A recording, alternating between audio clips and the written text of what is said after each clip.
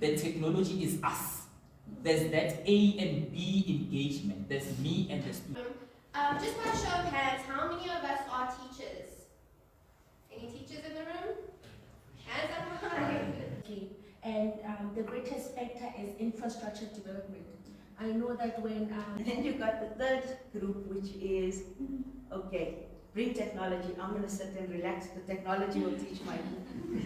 He was speaking about purpose and value, colleagues. And so it's important that you begin to find your purpose in your own spaces. And then you begin to find value in that purpose. And then as we move along... Literature did attempt to try and, give us a picture of what a rural context looks like. But I think there's still more than what meets the eye.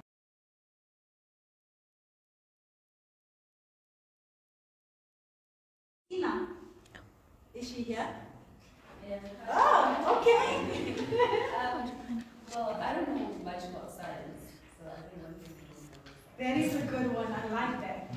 One last person. Let me see. I hope it's a guy. Let me see. Philip. He's a guy in one thing that I didn't know is that I'll be called to give my input. That is a good one. That's good, guys. One thing that I didn't know is that I will end up here today. And I'm only here today because of a teacher.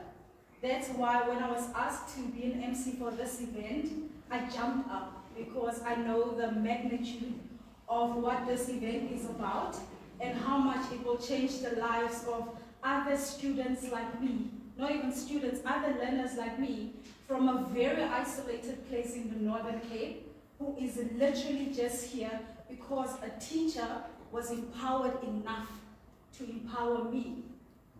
And I can tell you, I also don't know a lot of things apart from that. But I know one thing. You do not have to be great to start. But you have to start to be great.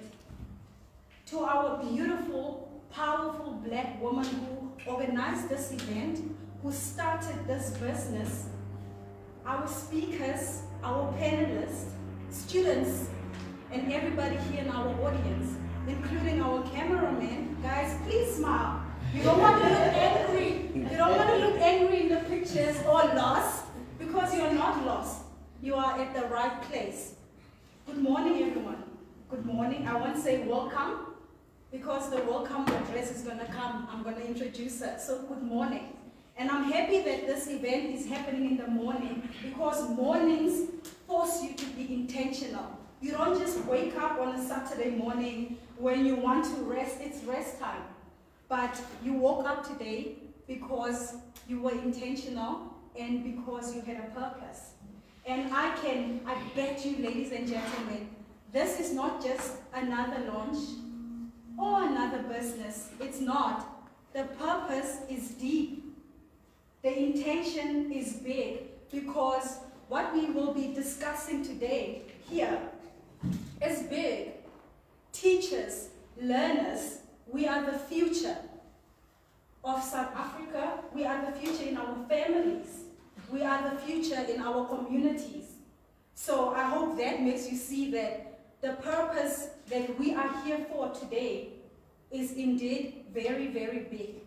If you don't know why we're here, the purpose of the day will be delivered, but I can tell you, we're here to highlight, we're here to problematize, and most importantly, we're here to challenge. That's why EDTECH Bridges was started, to challenge, not to just highlight the problems and do nothing about it, but to challenge what they have seen is a problem, what they have seen is a complexity that needs us, the generation of tomorrow. So without going any further in my little speech, I will be calling on the welcome and opening address. And I'm very happy that today we will be properly introducing each and every speaker who will be speaking here today. So that as you're sitting there, one day when you've made it, other people have made it already, right? But one day when you're there, you will remember, oh, I saw that lady at that talk, and I remembered her bio. I remembered how she was introduced, and indeed, she is in her shoes. Indeed, she was everything that she was introduced as. So I'm going to be introducing our welcoming speaker, and I'm just going to read her bio that is very, very beautiful, that I hope everybody remembers as we leave, as we continue to go in our different journeys to making South Africa better than we have found it. Ladies and gentlemen, our opening speaker, our welcoming speaker is the Chief Operations Officer of EDTECH BRIDGES. Her passion lies with education, and she loves to see young people progress and become better in their lives. She has a Bachelor of Education and a Bachelor of Education with an honors. She is a ProMeds alumni, co-founder of the Educators Mentorship Program. She's a secretary of the Black Management Forum and also the secretary of the Wits Global Teachers Institute. She served as a SR3 sub-academic committee. She also served as a SASCO Public Relations Officer. Ladies and gentlemen, do you know what they say about people with passion? Do you know? They make the impossible happen. Mbulelo Malaka, please, I welcome you.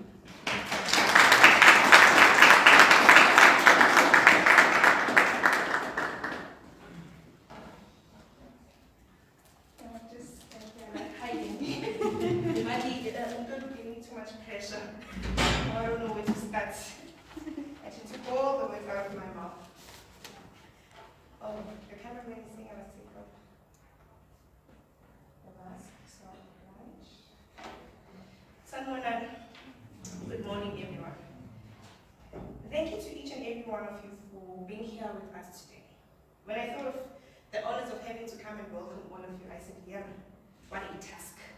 Because I'm going to be in a room with people that have done a lot professionally and people that have done a lot generally in life. As introduced, I'm Mokoena Malanga, the current COO of EDTECH BRIDGES. Today is a very special day for me. It's a very special day for EDTECH BRIDGES. Our baby, and I say baby with a reason, our baby is finally standing on its feet. EdTech is co-founded by 4 young black women who believe in education enough to want to give each child, and especially teachers, resources and the knowledge that can help ease through the 4th industrial revolution. We have a vision we strongly believe in and highly appreciate the opportunity to actually come and share it with you. With that said, I'd like to officially welcome, firstly, our keynote speaker, Dr. Ruben Dlamini, our panelists, Fatima, Alwani, and Boto, our future sponsors, hey? Yes. Thank you. Our future sponsors and advisors, as well as the people who have stood by us from the beginning, our family and friends. I guarantee you, this will be a very exciting engagement. The ideas of ICTs in education is not one that we can just simply discuss over 2 hours. However, this is an opportunity for us all. We will learn, we will network, and get a chance to break bread while at it, which is my favorite part. With that said, I welcome you all to the official launch of EDTECH BRIDGES. I thank you, and I hope that you're going to have a fantastic time with us.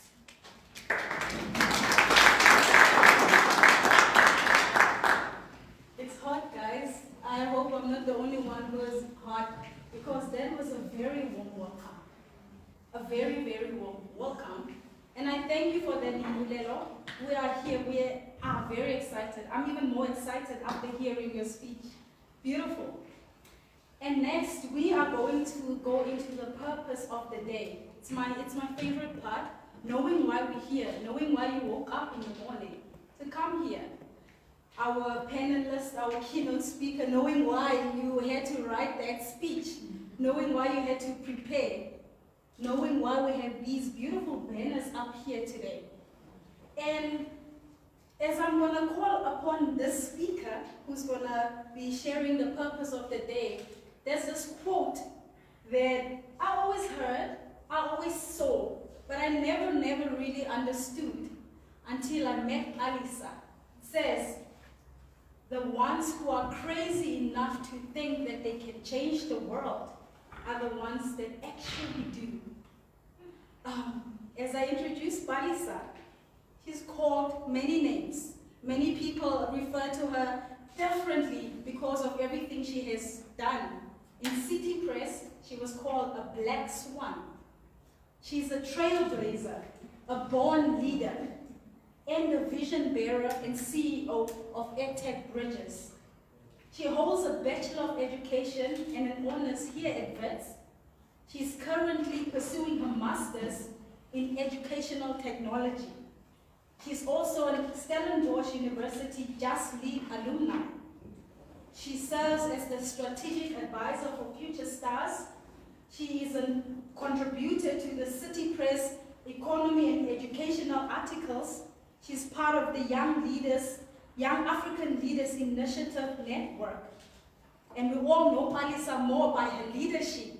She served as the SRC Academic Officer.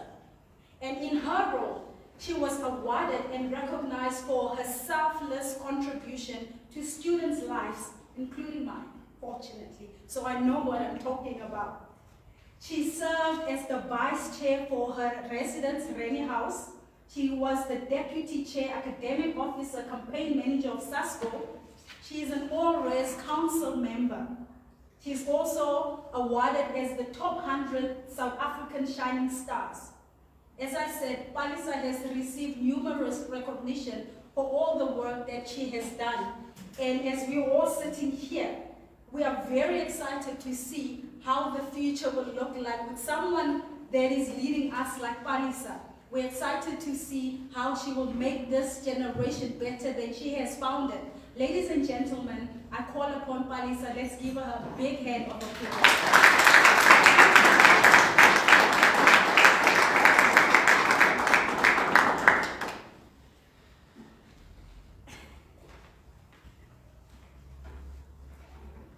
Right, thank you so much for that. It was in 2017 and 2018 respectively when I took a conscious decision and decided to do parts of my teaching practice in rural parts of Mokoena. What an experience it was. And needless to say is, literature did attempt to try and, give us a picture of what a rural context looks like. But I think there's still more than what meets the eye. And hence the idea that is EDTECH BRIDGES. Alright. Now, central to the EDTECH BRIDGES idea is ICT development and training for teachers. And because we understand that we are within the digital age, or the so-called the fourth IR, our services do not just are limited rather to a real teacher, but also if there is amongst us who will require our services, we are very much available to that effect. So with the human teacher at the center of the facilitation and mediation process, it is important that teachers within the aforementioned background, which is the rural background, are prioritized. We hope to bridge the prevailing gaps that are prevalent in the rural sector and townships, suburban and urban areas. Right? Government alone cannot do it. The private sector alone cannot do it. And hence, a collaborative effort will take us from one progressive point to the next. And hence our esteemed invited attendees and guests today. You are here strategically placed and strategically chosen so that after this very same launch, we do and talk about possible collaborations, sponsorships to that effect. The reason why we also invited you specifically here is so that from you guys, from you that are our guests, that we also get our board of advisors. Yes, we are a group of young ladies, but at the same time, we hope that from this cohort, we will also receive our board of directors. So when we send you guys emails in the next 2 weeks to say, Mr. and Mrs., we would like you to partner with us because why this event is to take you through the vision as EdTech Bridges. Not because we just want you to be here, but we want you to be a part of the vision and the progressive part of this very movement that we're trying to establish. All right. Now, as a registered non-profit company and from a point of governance, EdTech Bridges had to take a stance, right? At our core, we are a black female-led company, and we support everything black-owned for the common good. This in no way connotates that we hate men or we hate other women from other races. If anything, we are for collaboration and inclusivity. However, we have intentionally foregrounded this narrative given the obvious history as far as women are concerned. Right, and then today's theme and conversation, probing and problematizing complexities around digital pedagogy and teacher training. We hope that this will give you more insight on educational technology, teacher training, the importance of representation, ICT training for human development, amongst others. From our keynote speaker to our panel discussion, may this take you from one point of knowledge to the next, and may you enjoy today's program. Thank you so much.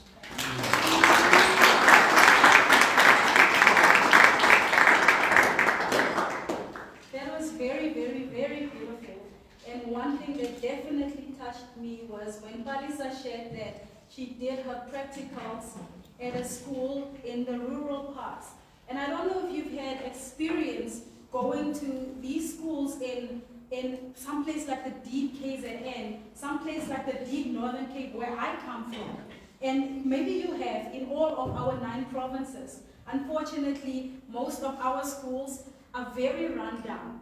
But like I said in the beginning of this event, empower a teacher, empower a learner. And that's why EdTech Bridges is here. And Palisa spoke about it so beautifully, saying the purpose is to empower teachers in technology to bridge the digital gap, because we are in a space and in a time where everything is digital. I'm sure you've experienced that terribly because of COVID last year, when everything had to be like that, when suddenly everything is online. Suddenly Sakai and Ulwazi and maybe all the other programs you guys are using at work, when life depended on those programs. Now imagine a student from such a rural area coming to Wits, introduced to a computer or a laptop for the first time. Imagine that. And that's why we're here today, ladies and gentlemen. And I am happy to be here. I'm inspired to be here. I'm happy to see all of these faces here. Because, like Palisa said, government alone cannot do it. We have to take part. We have to be actively involved. Because these children are our children, our future leaders. And as I continue, ladies and gentlemen, I would like to call upon our keynote speaker. But I introduce everyone. And as I was acquainting myself with the, sorry about that, as I was acquainting myself with our keynote speaker, I'm very sorry about that. As I was acquainting myself with our keynote speaker, I found something very beautiful, very powerful, that I had to note down to share with you guys here. And I'm going to read it out. And it says, whatever you do, do it now. Life doesn't promise a tomorrow. Make a decision to live with a purpose. Ladies and gentlemen, our keynote speaker is called an extraordinary individual, a natural leader, an enthusiastic person who is very knowledgeable. He's self-motivated and results-driven, and very passionate, ladies and gentlemen. He started as an academic technology consultant at the University of Colorado at Boulder, USA. Then he was a head of educational information and engineering technology at the Wits School of Education. Currently, he is a senior lecturer in information and engineering technology. He's the academic head of fundraising and innovation, and serves in the University Senate ICT Reference Group and Academic Planning and Development Committee and Short Courses Subcommittee. In his positions, he plays a pivotal role in ensuring the development of information and communication technology in teaching, learning, and in research. Ladies and gentlemen, let's put our hands together for Dr. Ruben Dlamini.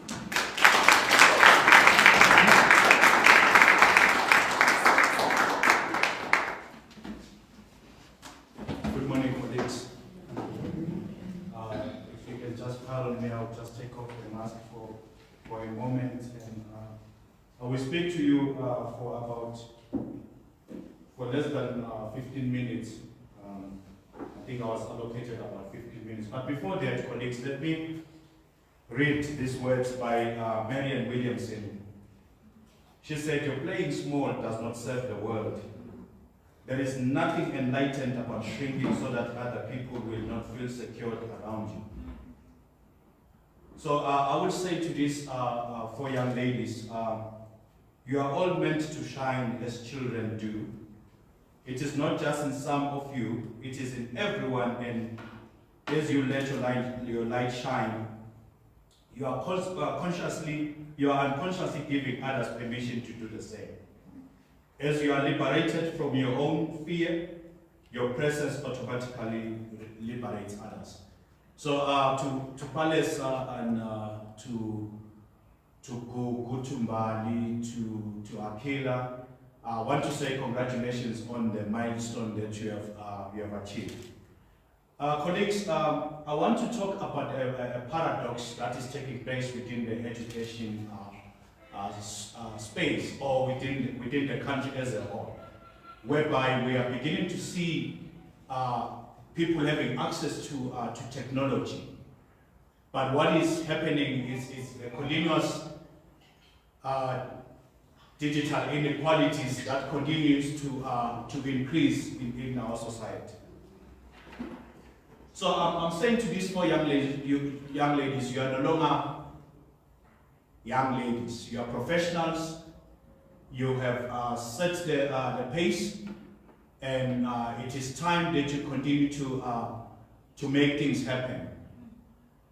One of them spoke about trailblazing, and it's an honor for me to stand around people who are trailblazers, because what it means is that you guys are game changers. So I congratulate you, and I'm looking forward to many stories that are going to come out of this business. As a School of Education, colleagues, we produce teachers. But I'm so proud to see our teachers beginning to participate in the entrepreneurial game.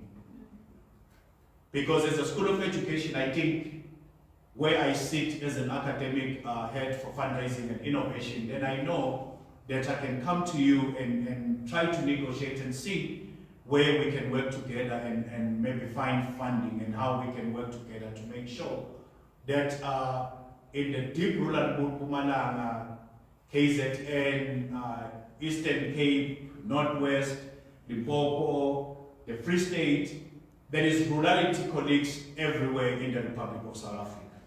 Whether you're in the Western Cape, you will be surprised when you realize some of the inequalities that are taking place there.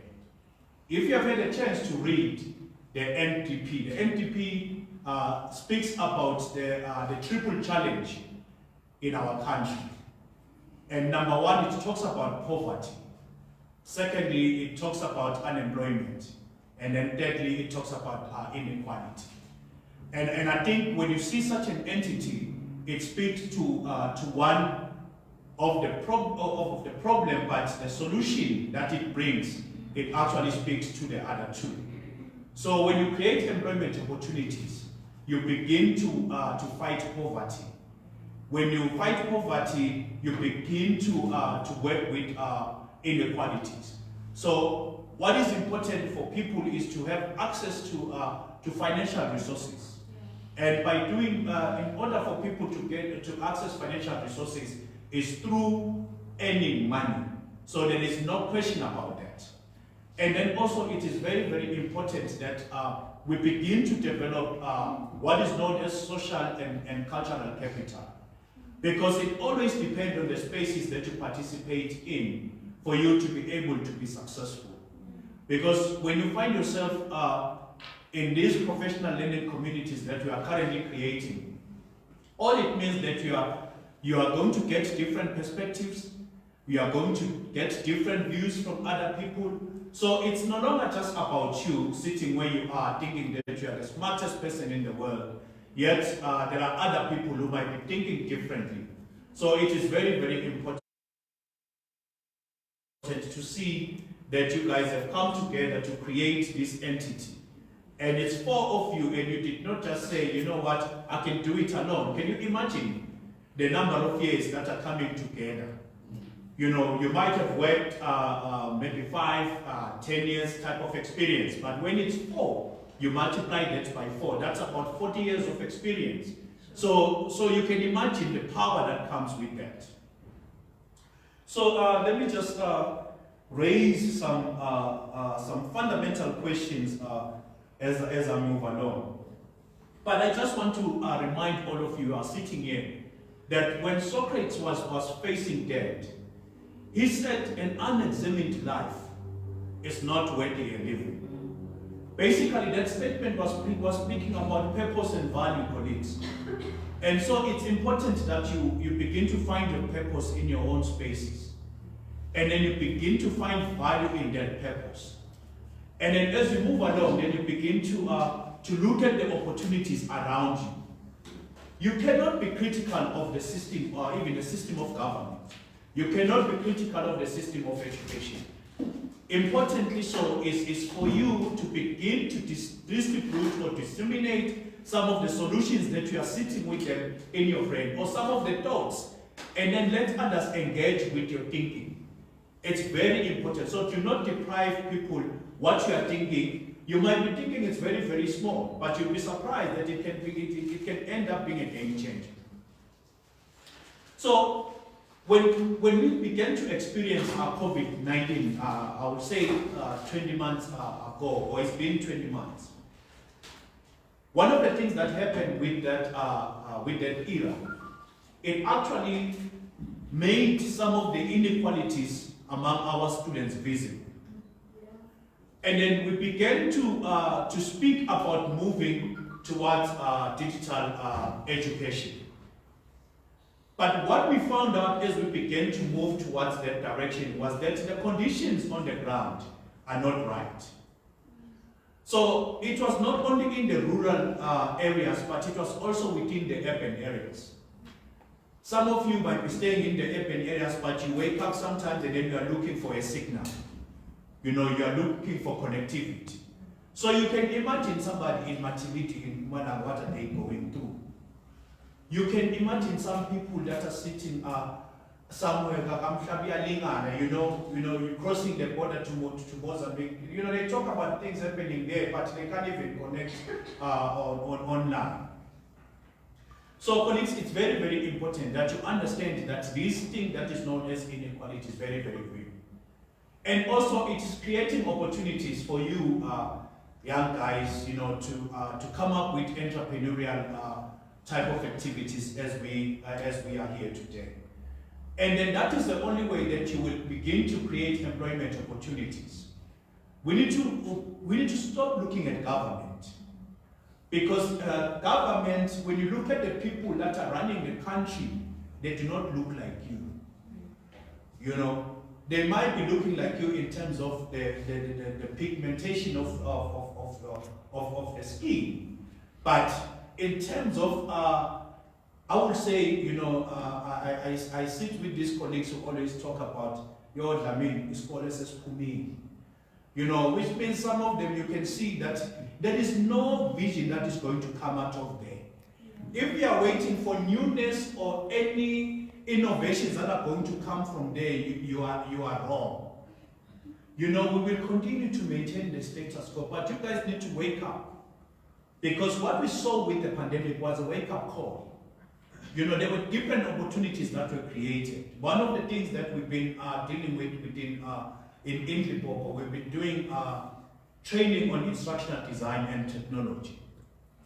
And you will be surprised the type of responses and the types of feedback that we've been getting when we give them evaluations. Fatima the other day was still up north working on data analysis, visualization, and analytics. Because what we said as a university or as a school of education, when people were talking about the ills of SISL, what we did with my colleagues, we sat down and then we said, you know, how do we make this thing functional and operational and meaningful within the education sector? So that is how we developed this short course. That's now, when you get the feedback and then you hear people talking about, you know, what you guys are doing in vets, you know, it's Ferrari work.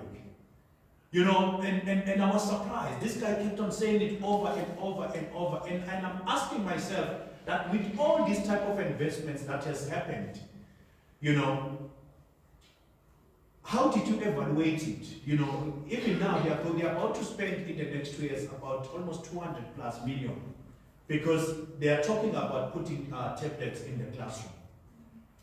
But colleagues, what is important is to ground that tablets that are going to go to the classroom. Much so research here.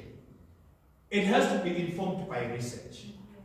And then there has to be some systematic methodology that is happening so that you are able to measure the impact of putting those digital devices in the hands of the learners. So there are 3 things that I've observed in the last couple of years. One is the digitalization of education. And then now we're talking in terms of human capital. You know, when you see the word training, we're talking about, you know, human capital. And then now we are taking a step further. We talk about robots, coding and robotics. You know, all these things, you know, when you listen to politicians, this is political vision.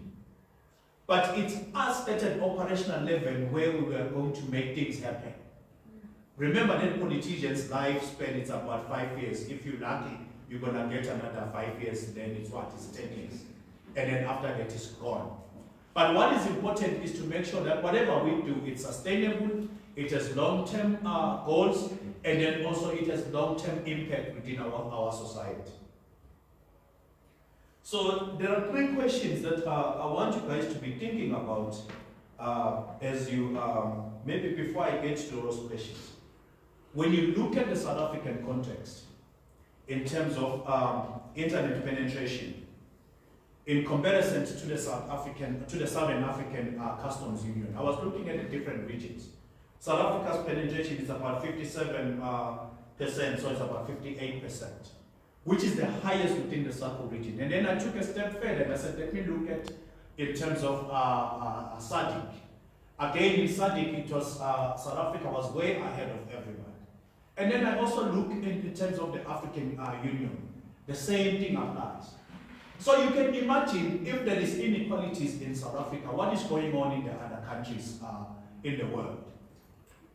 Don't mind what people are telling you that Nigeria is the leading economy, Egypt is the leading economy, you know, Kenya is the leading economy.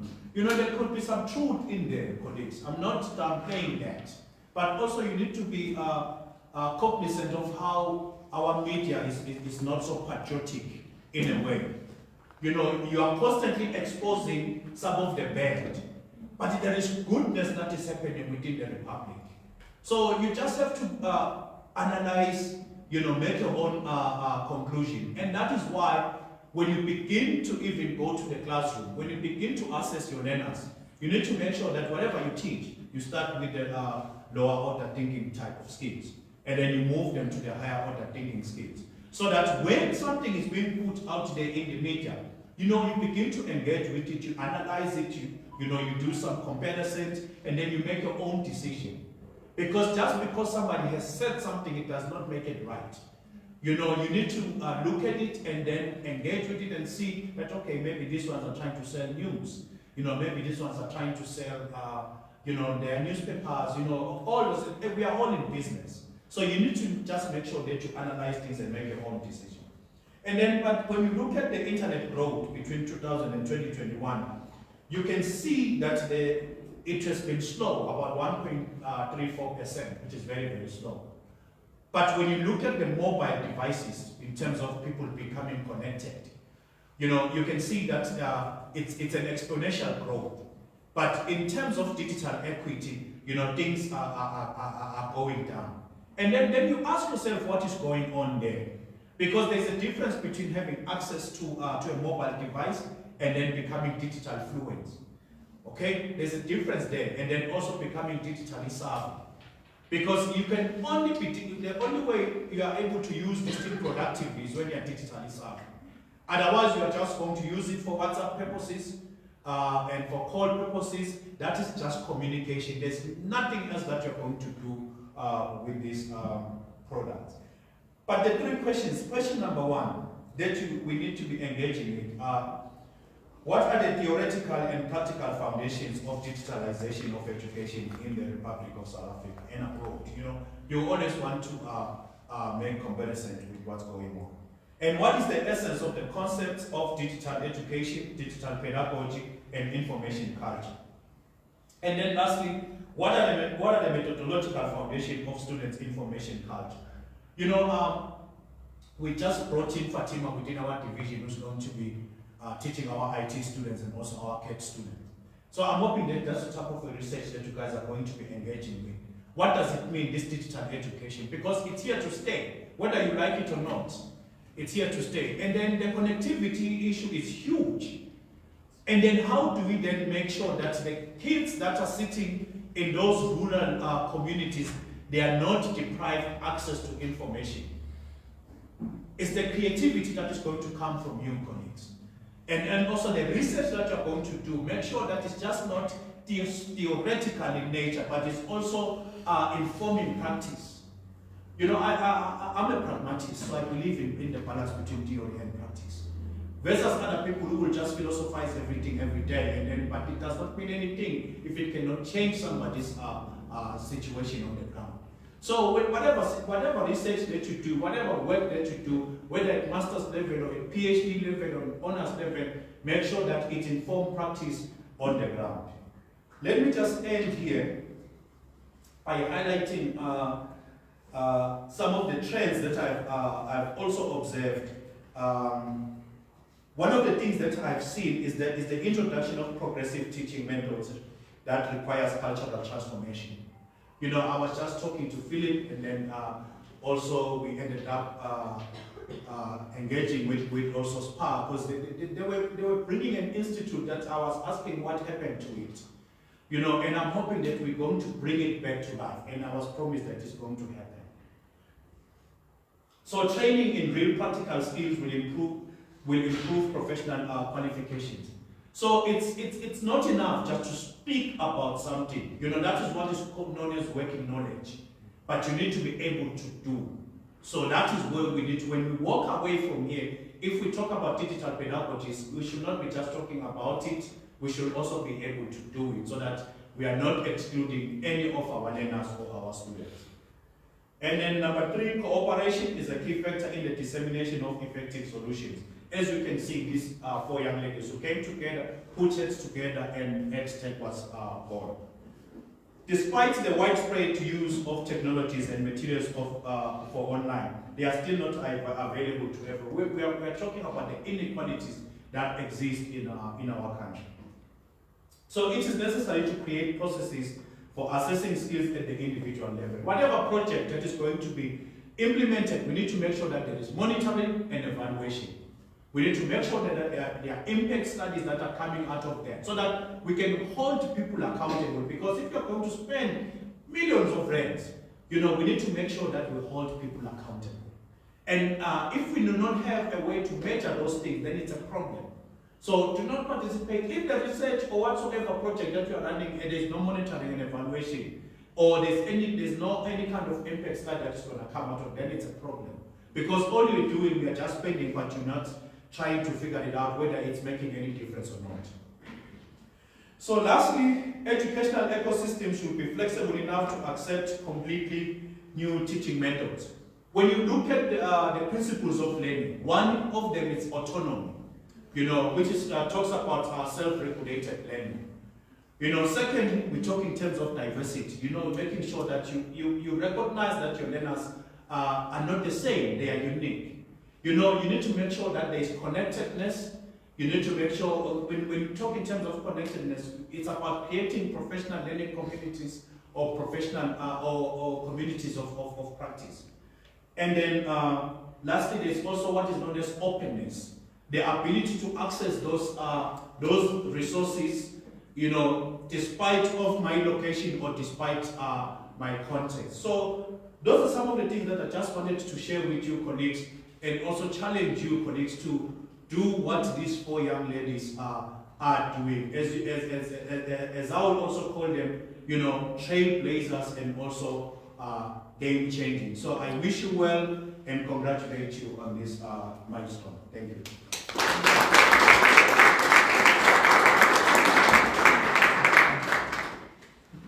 I think we are done. That was so beautiful.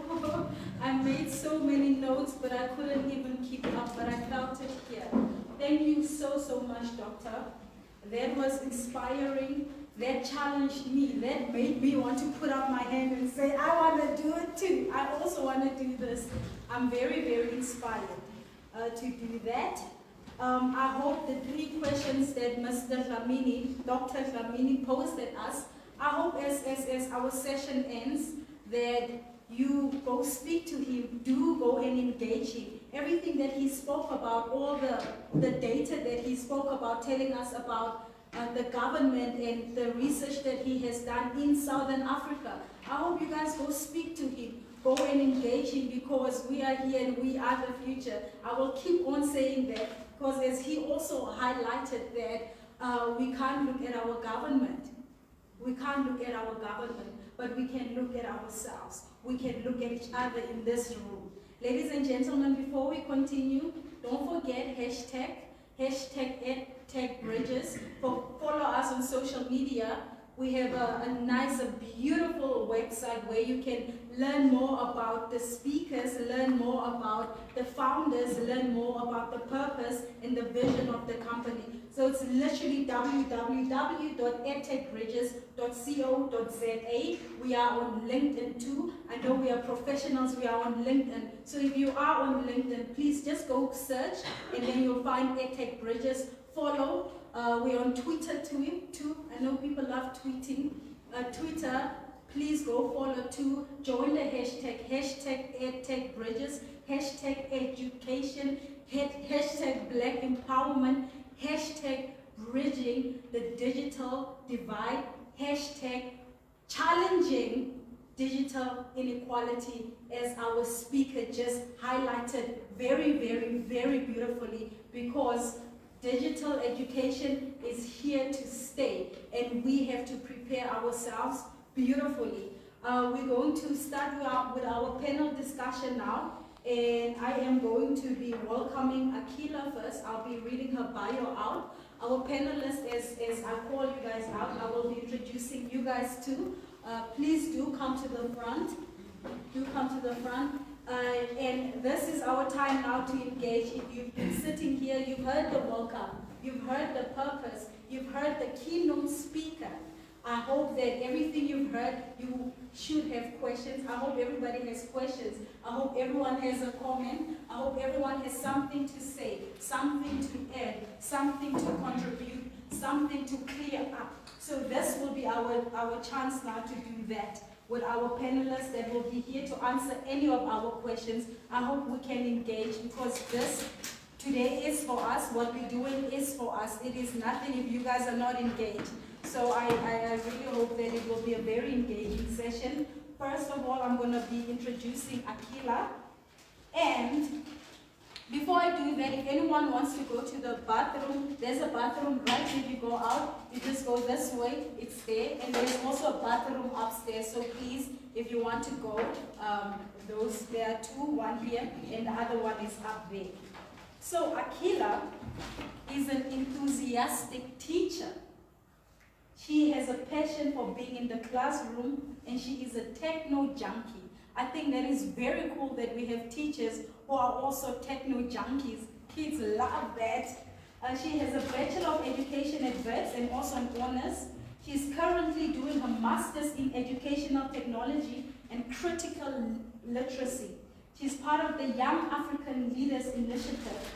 She's interested in using technology to improve learning, to equip teachers to combat the digital divide, and to respond to the needs of public education with the use of technology. Ladies and gentlemen, I'm excited that we have a teacher like Akila. Can we please welcome her? She will be facilitating our panel discussion. Akila, please make your way on stage.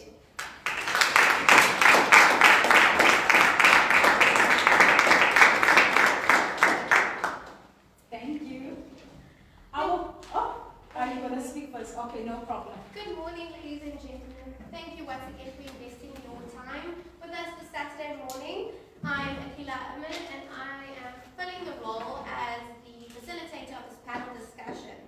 Today we have an amazing panel who bring specialized knowledge, skills, and unique experiences from the world of ICT.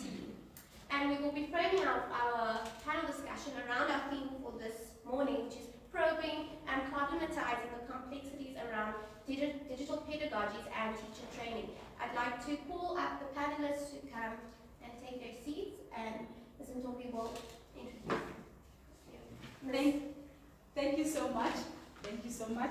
Let me call you guys out so that people know that who's walking here is who the person is that is working here. We're going to start off with Aluwani Chokwe. I hope I pronounced that correctly.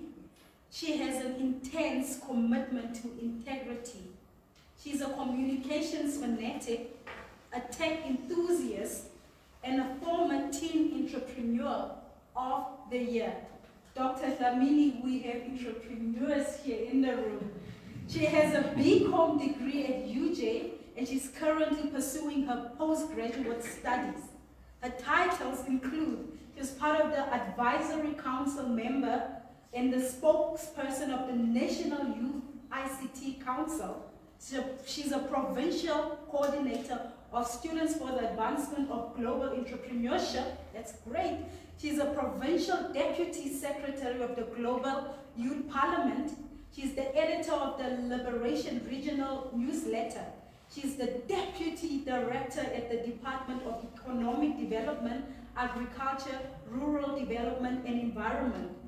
This lady is proof that we indeed live in a time where dreams come true. Aluwani, please make your way to the stage.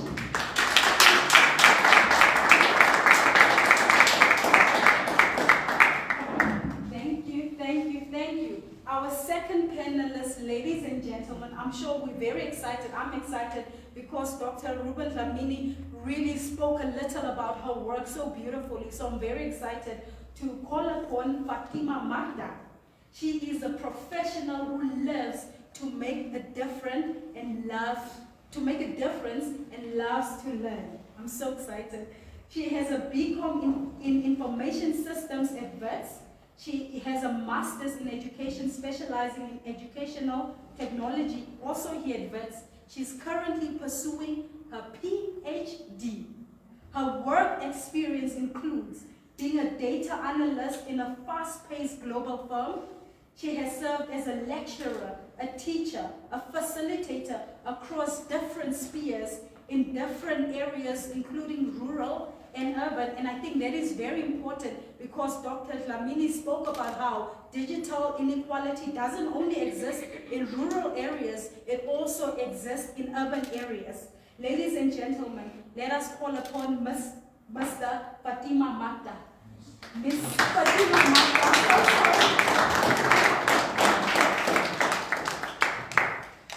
Last but not least, ladies and gentlemen, our next panelist is a teacher by nature, a lover of theory and technology, and a philosopher. He graduated at Wits with a Bachelor of Education and completed his honors degree cum laude. And he is currently completing his Master's in Educational Technology. He's a pioneer staff member, head of the isiZulu department, and the Director of Information and Communication Technology and Innovation for the senior phase at Steyn City School. He has been a guest lecturer and a speaker at multiple events highlighting the significance of ICTs and encouraging effective learning experiences. Through his research, presentations, and various platforms, he has been actively contributing to the advancement and use of ICTs in classroom. Ladies and gentlemen, let's call upon Mr. Potso Tsotetsi.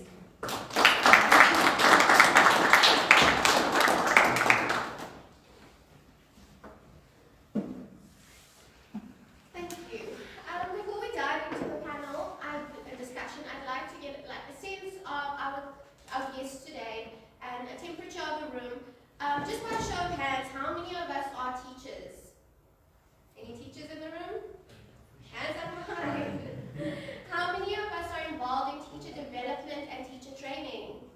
Hands up high. Okay. How many of us are involved in research and education? Anyone who's involved in research and education? Nice. Who of us are involved in the social development in rural areas? Specifically, thank you. Who of us are representing companies or enterprises that are interested in supporting the progression and development of ICT in South Africa? Maybe media houses, private companies that are willing to invest. Okay, hopefully. Thank you. And who of us are just completely new to the ICT world and we just want to learn more about ICT in South Africa? Okay, nice and done. So our goal for this panel discussion is that all of us, regardless of which sector we belong to, that we walk away with something, whether it's a deepened understanding, a fresh perspective, or new insight, but we walk away with something that can contribute to our mission of EdTech Bridges, which is to enhance the technical and technological skills of teachers in South Africa, especially in rural areas. So just to give you a quick format of how the panel discussion will proceed, I will kick off the conversation with some questions, and these questions are aimed to highlight high-level themes and trends that we should be thinking about with regards to ICT in South Africa. After that, I will be opening up the floor to the audience to give you an opportunity to ask any specific questions that you've been thinking about during this panel discussion. Does that sound good? Okay. All right. I'm going to start it off. Mrs. Aluwane-Choku, I know you are involved in the macro structure of it all, and you have hands-on experience of the development in South Africa and the social development. Can you take us through, in terms of rural development, what key areas do you think should be prioritized as a way to enhance human capitalization or development? Okay, thank you so much for your question. Am I audible with my mask on? No. Thank you so much for your question. So we must first be cognizant that digital literacy has become indispensable in the global landscape, and the greatest factor is infrastructure development. I know that when Executive Mayor Parkstyle, who's now MEC for Gauteng Economic Development, when he was mayor, he advocated for a term called corridors of freedom, and now this is creating infrastructure and accessibility to say, let us advance or develop particular areas so that they also participate with the standard of where the world is today. So the greatest challenge is infrastructure development and a lack of access. It presents such a great challenge that, as Dr. Dlamini has alluded earlier on, you find yourself standing on top of a mountain looking for signal, and it is also a byproduct of a lack of development, particularly infrastructural development.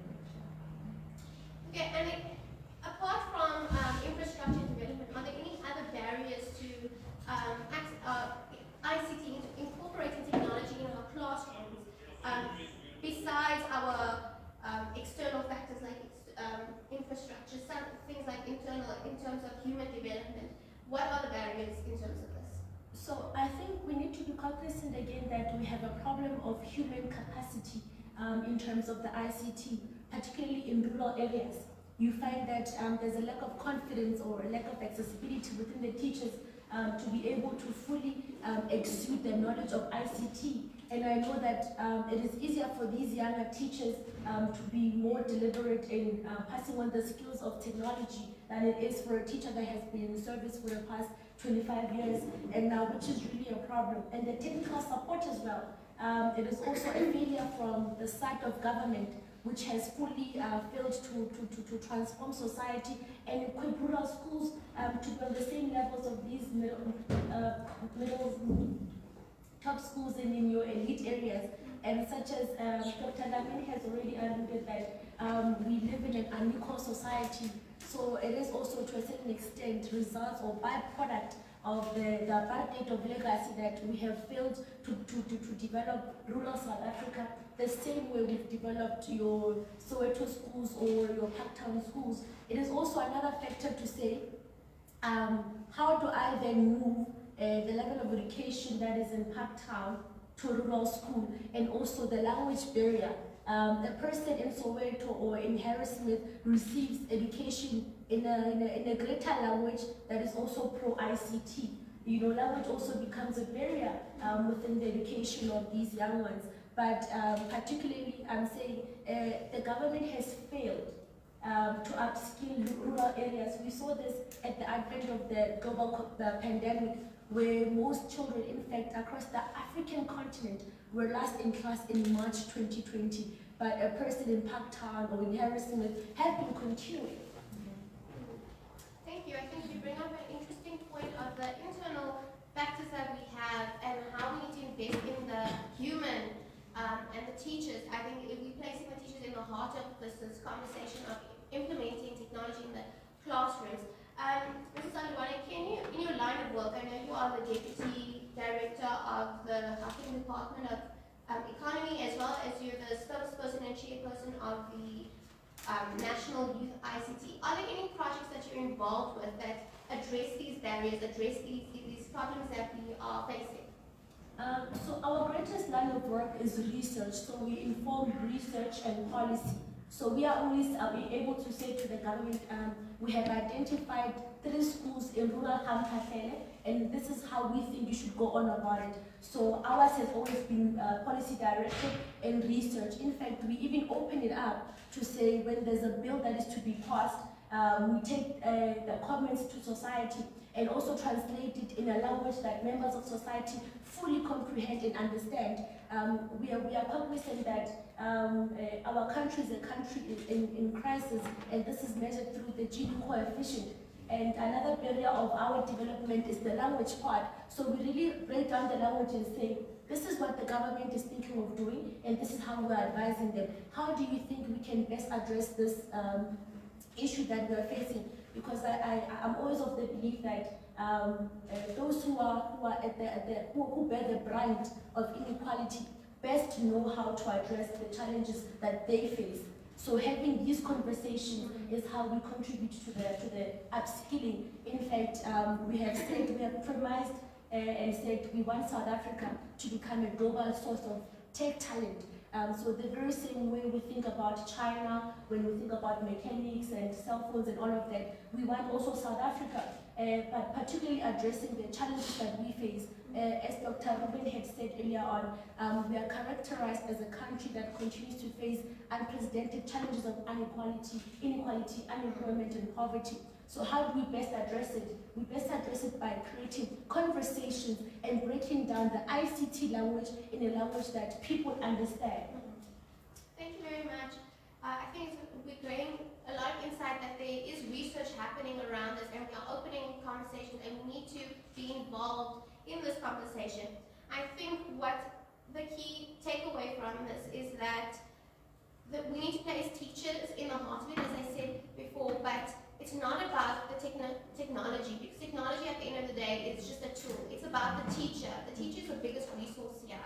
And, you know, it also reminds me about my father. He says, there's no better investment than human investment. And that's why I think with his children, he invested in their education because he thinks he's going to get a high return on that. I think so. And it also reminds me of the work of John Dewey.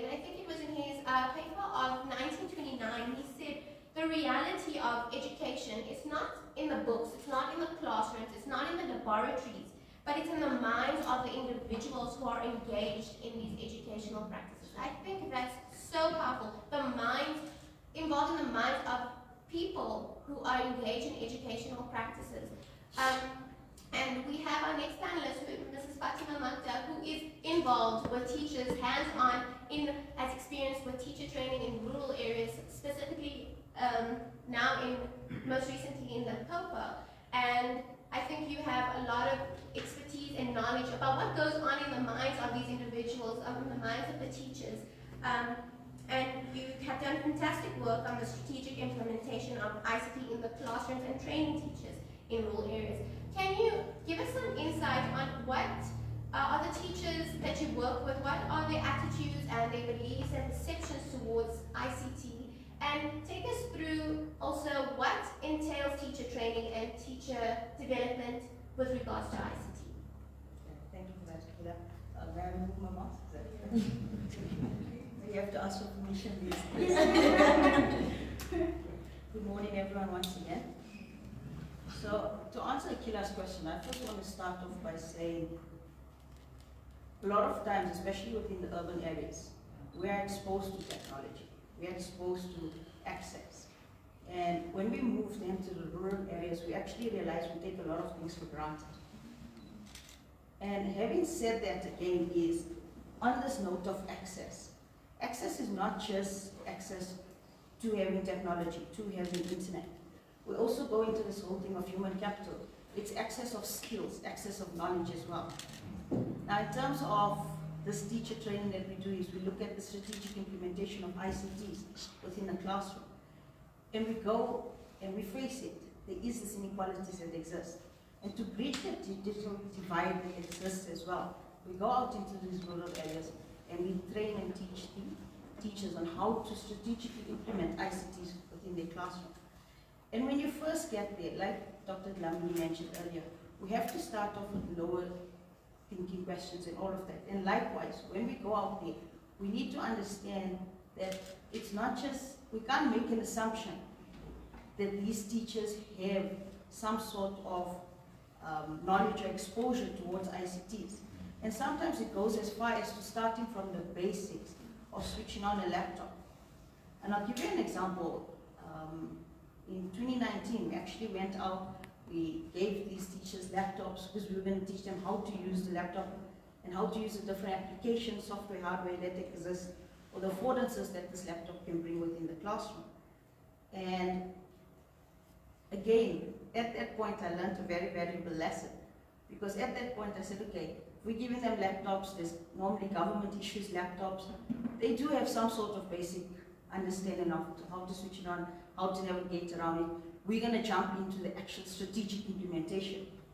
And what I learned at that point is that was a very bad assumption that I made. Because when we began the lesson, part of it is to walk around, see how the teachers are progressing, how everybody's keeping up. And I actually had a teacher there, and thank God I went within the first 5 minutes just to see how everybody is going, where the screen was completely blank. Completely blank. And I was like, okay, maybe, you know, we didn't plug it in, the power. And they were like, no, I don't know how to switch this thing on. And likewise, I mean, last year with the IT 1 students, information technology 1 students, like my colleague mentioned earlier, is you have some people that will come into university who haven't had any exposure whatsoever to technology or to a computer. They come in here and they're like, okay, what do I do now? Because I'm like, okay, everybody open Notepad because we're going to start to learn some HTML. And it's like, okay, Fatima, how do I switch on this computer? So it's about taking that step back to actually understand and take them through the very basics as well, before we can actually go into the hardcore work. And having said that as well is the whole concept of understanding technology affordances, understanding that what it is, and this comes to the beliefs of some of the teachers, is I always say 3 main ones. The one is, I'm scared of technology. I'm scared if I press that button, this laptop is going to explode. I kid you not. I have situations where we'll play the presentation in presentation mode. They're like, what did you do? Is that witchcraft? But it's to get that point of saying, don't be afraid. Nothing, we have to explore. We have to experiment. Don't be afraid, it's not going to explode. The worst case scenario is, I don't know, but we love and cross that bridge when it gets there. The second part of teachers is you have those that believe, you know what, technology is going to replace me. Technology is going to replace me, I'll be out of a job, I'll be out of money, what am I going to do? I'm going to look after my family. And that's a huge misconception. And that feeds into one of the other points that I want to mention is, before we jump into saying, you know what, technology is there, we need to understand that technology is an enabler. It's there to help us as educators, as a support tool. And this is what I re-engage in, reiterate to any of my students, any of my in the teacher training, all of that, is to say, before you involve technology, first understand what it is that you want to teach. Know your subject content. Know your pedagogical style in terms of how it is that you want to teach it. And then you look at the affordances that technology can bring in order to help you with that within the classroom, whether it's face-to-face, whether it's remotely, within that learning environment. And then you've got the third group, which is, okay, bring technology, I'm going to sit and relax, the technology will teach my students. And again, any one of those three concepts is the whole thing of, like I said, to understand exactly the affordances that this technology can bring. How can you bridge these gaps if you're working remotely? How can you bridge the gaps of this digital divide? How can it best work within our classroom again, once we understand exactly what we want to teach, how we want to teach it? How can it work best in the classroom to teach, to learn as learners as well? And also the whole thing of addressing these previous and also current inequalities that exist. And how can we close that gap to create a future, say, learners, a workforce as well. It's not only content driven, but they've also developed these digital skills as well. Yeah. Sorry, like I said, I can talk, so let me just let me take it a step back. We love hearing the experience of someone who's doing the groundwork, who is there, who is in person, because we don't have opportunities to always visit these places and do such work. So thank you for that. Can you give us like some examples of how teachers' perceptions change? Before you mentioned how they feel towards technology before the training. How, like, can you take us through how do they feel during the training and after the training? Is it different? Can you just see the effects of the implementation of that teacher training? What are the effects of those? Okay, so again on that, it's the whole thing of understanding the role of technology, understanding what it is that it's going to do. And besides building on human capital in terms of knowledge, it's also this development of the skill of how you can implement technology in the classroom. And once there's that understanding, and not when, not if, when there's that drive for education and for knowledge, to build on yourself, your own professional personal development as educators, then they come along and it actually melts your heart, because they understand that, you know what, it's up to me as an individual to gain that knowledge, to gain that skills. And then have this ripple effect on which I go back into my classroom and I pass on those skills that I've learned. And like I said, first you might have some reluctancy or reluctance. I don't know if this word is reluctancy, but you'll have this reluctance towards technology.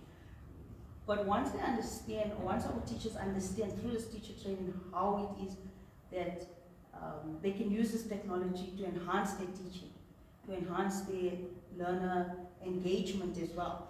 Because just earlier, myself and Kgomotso were speaking about what is traditional teaching methods. And I was actually, we were saying at what point does it become a traditional method? And I mean, just holistically, it's this whole thing of saying traditional teaching method is to say, I'm standing here in front as a teacher, I'm taking on a lecturing style where I treat my learners as empty vessels which just need to be filled. And we can see the paradigm has changed. Even over the last 2 years, we can see the role of technology that brings, or that comes along, is to say, you know what, the classroom is no longer where I'm a teacher, I have a lecturing style. It's where to say that, you know what, here we are taking on a more active, or our learners need to take on a more active learning approach and to get them hands-on. And that's one of the affordances that technology brings. And that's the perception where we get our teachers to understand that we're no longer taking a teaching action style, but we're taking more of a facilitation role to facilitate our students or our learners learning. So it's to take them through that mindset as well.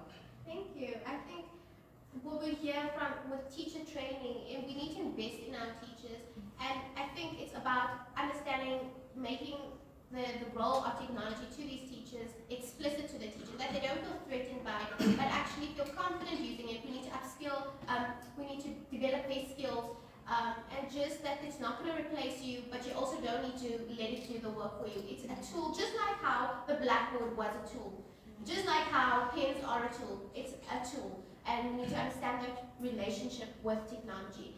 And I think with Fatima, we can see that the higher the support teachers receive in this technical and technological training, the higher the efforts that they have made by our teachers to implement technology in their classrooms. So it's about getting into the minds of these teachers, because they are the biggest resources. And I think now we can move on to our next panelist, who Mr. Kgomotso, who embodies everything about 21st century teaching. He has done phenomenal work at his school and leads the ICT department in that area. And you also are a strong advocate for ICT to others, and you like to you have some part in teacher training as well. From you, can you help us understand your view about blended learning, and how can teachers be better prepared for an ICT aided classroom by drawing on your experiences and your solutions that you may have? Okay, good morning. But before we get to that, we need to sort of identify the importance of reflection. We need to go through that process of praxis and sort of understand what is it that we've been doing and what is it that we need to do. So as we are reflecting, sort of need to put stuff in place with regards to the actions going forward. So as a teacher, the nice thing about what we're doing is that we're generating some form of knowledge, irrespective of it's informed by research, but here and so it's informed by our experiences. So before we get to blended learning, which is, if it's not about ICT, what is it about? It's about those things. It's about blended learning, it's about the policy, it's about A, B, and C. But what does it mean by it's about policy? It's about us having an understanding of what is expected from us as staff or teachers with regards to the subjects that we teach. What exactly is a language teacher like myself supposed to do in a classroom? That's the question that you need to ask first before we even get to technology. Remember, this is a tool. Before you drive that car, you think. You walk into that car and all of those nice things. But there's so many things that inform that action, that process. That's the practice that I'm talking about. So before we get to blended learning, I know for sure that when we talk about the curriculum, we're talking about how do we convey it and what exactly are we conveying in terms of subject specific. So as a language teacher, I know for sure that I'm conveying specific content, I'm conveying there are specific resources that I need to use in relation to that subject. And I know for sure that there are tasks that are attached to the learning outcomes with regards to that subject. And lastly, I know that there's a specific or specialized assessment in relation to what I want to achieve in relation to the curriculum. So this is where we start. We start with curriculum. We don't start there. We start here. And here is where the policy is. Here is where we have the same language, we have the same tone. This is the CAPS document. This is what is expected from us. And you can be autonomous in between. That's what ICT allows you to do. Now the question is, where does, for instance, an idea that is brought by ICT, such as blended learning, come in with regards to what we are used to, such as conveying the curriculum? So, okay, for instance, as a Zulu teacher or as a language teacher, I know there's this thing referred to as a communicative approach. This is when, as you are teaching, you are conveying content using the target language.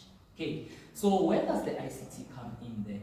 So the ICT needs to allow, this is what the ICT needs to do, not this is what you need to do to the ICT. That's the other way around. This is what the ICT needs to allow. So as a language teacher, I have this communicative approach, and then I know that this communicative approach has everything to do with me conveying the curriculum, tasks, resources, assessments, and the like, using the target language, which is isiZulu in this context. If it's English, it's English. If it's mathematics, it's problem solving. If it's science, it's inquiry. All of those tones, this is what I'm talking about. So if your ICT, for instance, doesn't talk to that style or that approach, then you need to think again. Then you are challenging. These are the problems that we have. We have these ICTs, but we don't merge them in relation to what exactly we are already doing. So for instance, as a language teacher, communicative approach is something that I would always do in class. So this is the target language that I'll be using. I'm presenting the curriculum in this manner, and I'm expecting that engagement with my students. There's no technology there. The technology is us. There's that A and B engagement. There's me and the students, right? And then when I bring in technology, I need to look at the affordances that are brought by technologies. And please note, technologies themselves don't assume that there is pedagogy attached to them. You make it happen. For instance, I know like WhatsApp can allow me to take a video, right? And then in other words, that is me saying to students, I'm going to convey content using something that you can repeat for vocabulary. You can come back to. Those are the affordances that I'm referring to. And by affordances in that regard, I'm talking about audio and visual. And we know that there is research and theory attached to what is the importance of allowing students to listen, what is the importance of allowing students to watch, and that mode of repeatability. Those who can't hear properly, they can repeat it at the end of the day. So for me, blended learning comes in when we match what we already do, which I refer to traditional ways of teaching, and then what is brought by these assumptions. Remember, this ICT things, it's an assumption. That there's an assumption that ICTs can reinforce the way we present curriculum content and influence effective learning experiences. It's an assumption. Up until you engage the two, the policy and these ICTs together, then you understand what this assumption is. Because on paper, it's assumption. In practice, it's policy, ICTs and its affordances in relation to the approaches that you are intended to put across in terms of conveying the curriculum. So think about it. So this is the last example. So I can go on and on and on with this.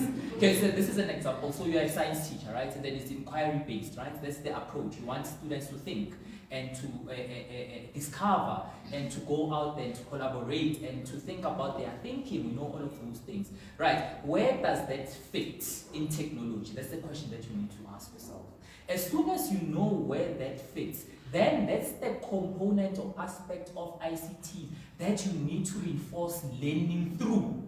And the other thing that is key is guidance as a teacher. There is no way, I've never seen it. I've never seen a place or space whereby technology does the work for you. I've seen staff or teachers guiding learning using technology as a catalyst to move them from what they know to what they don't know. Can you do that without technology? Yes, you can. You can, absolutely. You don't really need technology because you have the approach to convey the curriculum. You already have it. But now, because there's technology out there, and then for us to get there, we need to pull in these affordances.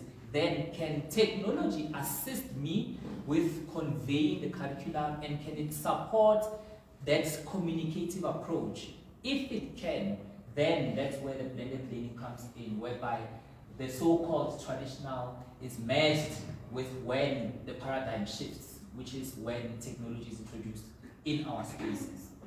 Thank you. I think that was very informative. That as teachers, technology is just a tool, but before we even jump into using technology, we need to have a framework that guides our teaching first. We can't just jump, and I think that's what happened in both, especially like I come from an urban school. That's what the teachers who have great ICT skills, they just jumped into it last year without even thinking about how to, before even, like I also said, before even starting the car, they just jumped into driving it. And I think that is the reality of what's happening in ICT, that teachers are not trained adequately to use it, to combine it with their teaching styles that they already have. They are isolating the two from each other. So I think that was very informative, and you gave great practical examples of how to implement technologies in the classroom. I think we can, if there's any other comments that we can make to each other based on in our conversation, feel free to do that now. So I think I'm fully in agreement with Mr. Sodeti. Teachers in the classrooms are able to teach learners without this technology. It has been happening. So it does really serve as a catalyst. I think, and then another question that arises is, South Africa has played as a spectator role in the epochs of 1G to 4G, in the first industrial revolution, the second and the third. I think it is also just us getting to a point to say we now want to use technology governance to disrupt inequality. And also then goes back to historically the conditions of the learners who are now introduced to this catalyst of education. To say, I know that historically the girl child has borne the greatest brunt of exclusion, not just in education, in all the industrial revolutions. How do we also then speak to a gender inclusive policy? This also goes back to STEM having a lot of boy children participating or taking a particular field, and what about the girl child? Are we also creating conditions that are inclusive for the girl child? We know that when girl children are raised in rural areas, they are given more responsibilities than the boy child would ordinarily be given these responsibilities. And it also says, historically, women were not allowed to participate in educational activities. In fact, I think this is why also Interpol has named South Africa the world's rape capital, with women in the country more likely to be raped than educated. So it also speaks to an inherent educational factor of the girl child. But I truly agree with your point. I think we're really problematizing like digital pedagogies and teacher training in this conversation. And yes, we don't need ICT to educate a child, but in order to progress as a country and with the fourth industrial revolution, we need to create a workforce that and a workforce that have this ICT skills to keep up. And I think a lot of, yes, we have a digital divide in terms of rural and urban, but we also have the girl child and the boy child, which is an excellent example of why we need to enhance the technological and technical skills of teachers. Would you like to comment on that, Fatima? I'd just like to add one more point. So yes, I'm not disputing what you said. I just want to add on to that to say, as time progresses, technology changes. And I mean, back in the day when the caveman was there, just to take a stone and draw the cave, those cave drawings on how they went hunting, that stone or that piece of charcoal from the fire can be also seen as a technological artifact as well. So it's not only to say computers and electronic things, that's the first thing. So it's the whole thing of saying the evolution of technology.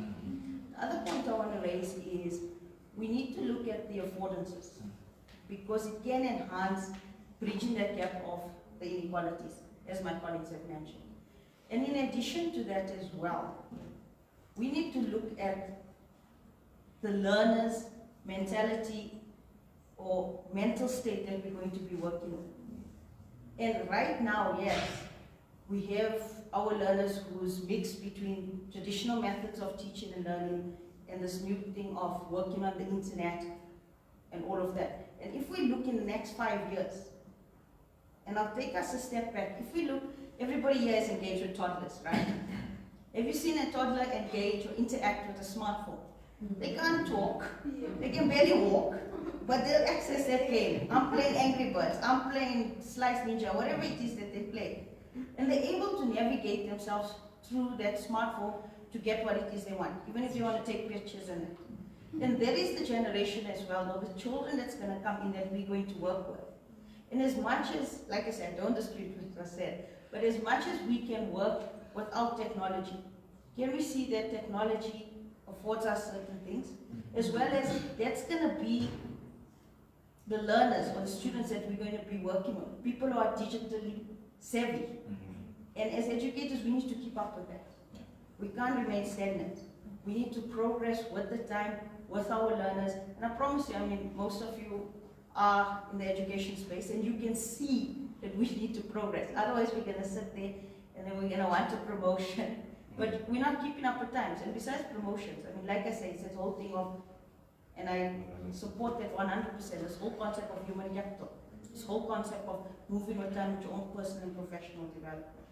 So yeah, I just wanted to add that. No, I think that's a fantastic point, because usually when the general perception, which is false, that we think of, when we think of ICT, we think of digital technologies, we're thinking digital computer, but Fatima has highlighted a very important point, that it's the evolution of technology, and we need to keep up with that. So that was a great point. Thank you, Fatima. Anything that you'd like to add also? Sure. Okay, so what are these affordances? I think we might as well, because this word has been thrown around, affordance this, affordance that, and I got into trouble at work because they say I like theorizing things. It's not theory, it's practice, it's there. It's just that, you know, psychology has a way of taking what you already do and put it in one place. That's what it does, to be honest. Not that I'm a hater of psychologists and the like. Okay, so from my understanding of ICT, so what are these affordances? So this is what I'm trying to solve. That's the problem that I'm trying to engage with. What exactly are we looking for ICTs wise? That's, okay, I have this technology. What is it that I need to look for in these ICTs? Okay, that's a big question.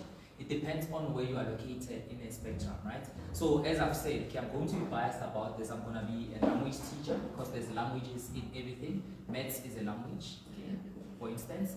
So, okay, what exactly are we looking at? So, for instance, I'm going to give you some that are highlighted by Larry Ladd, right? And she spoke about why it's important for us to engage people with these. Why is it important for us to highlight these affordances so that we can keep the conversation going between teachers and students? I think if we know that even Plato started off by saying teaching, quotations, and learning is informed, or it's carried through by dialogue. And that's what we need to see all the time in a classroom context. So for instance, if the technology allows you to sort of present curriculum content using audio, like your voice notes, there you go, or video, like a basic video, here you go, then at least you are engaging students at an X level. So the X level will be listening, which is key to teaching and learning, and watching, which is key to teaching and learning. So that's where we need to at least start. Your phones have like a voice recorders or something like that. Yeah. So that's a very cheap resource, technology-wise. So we're not talking about things that Kgose is planning to purchase. We're talking about things that we have at the moment, and they need to support what you've been already doing, right? And number two, can this technology allow students to explore? Okay, so for instance, here's an easy way to explore. So I can take pictures of this campus, right? And I say, as soon as you identify this image, this is where such content is attached. For instance, you can allow them, like for instance, you can take a picture at Lesedi block, and then at Lesedi block, you have specific content with regards to the Lesedi block. So this is them discovering knowledge. Are they using technology to discover that knowledge? Maybe not. Maybe you are presenting it via PowerPoint presentation, but there is something that they are doing. At the end of the day, they're doing something, but the technology is able to allow yourself and the students meet. So that's another example that you can use. The key one is, does it allow you to share ideas? Does it allow you to open space for conveying ideas? Dr. Ruben spoke about the importance of prior knowledge. We need to remember that these students are coming with different knowledge, prior knowledge. They're coming with different knowledge systems, backgrounds, and the like. Can technology allow and absorb what these students know?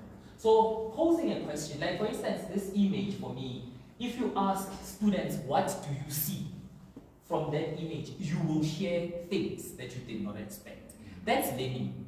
That is learning. So does it allow something like that? If it does, we're getting there. And then adaptive, does it allow you, for instance, to construct assessments that are leading them to a specific learning outcome that the policy has said, please try to achieve this at least.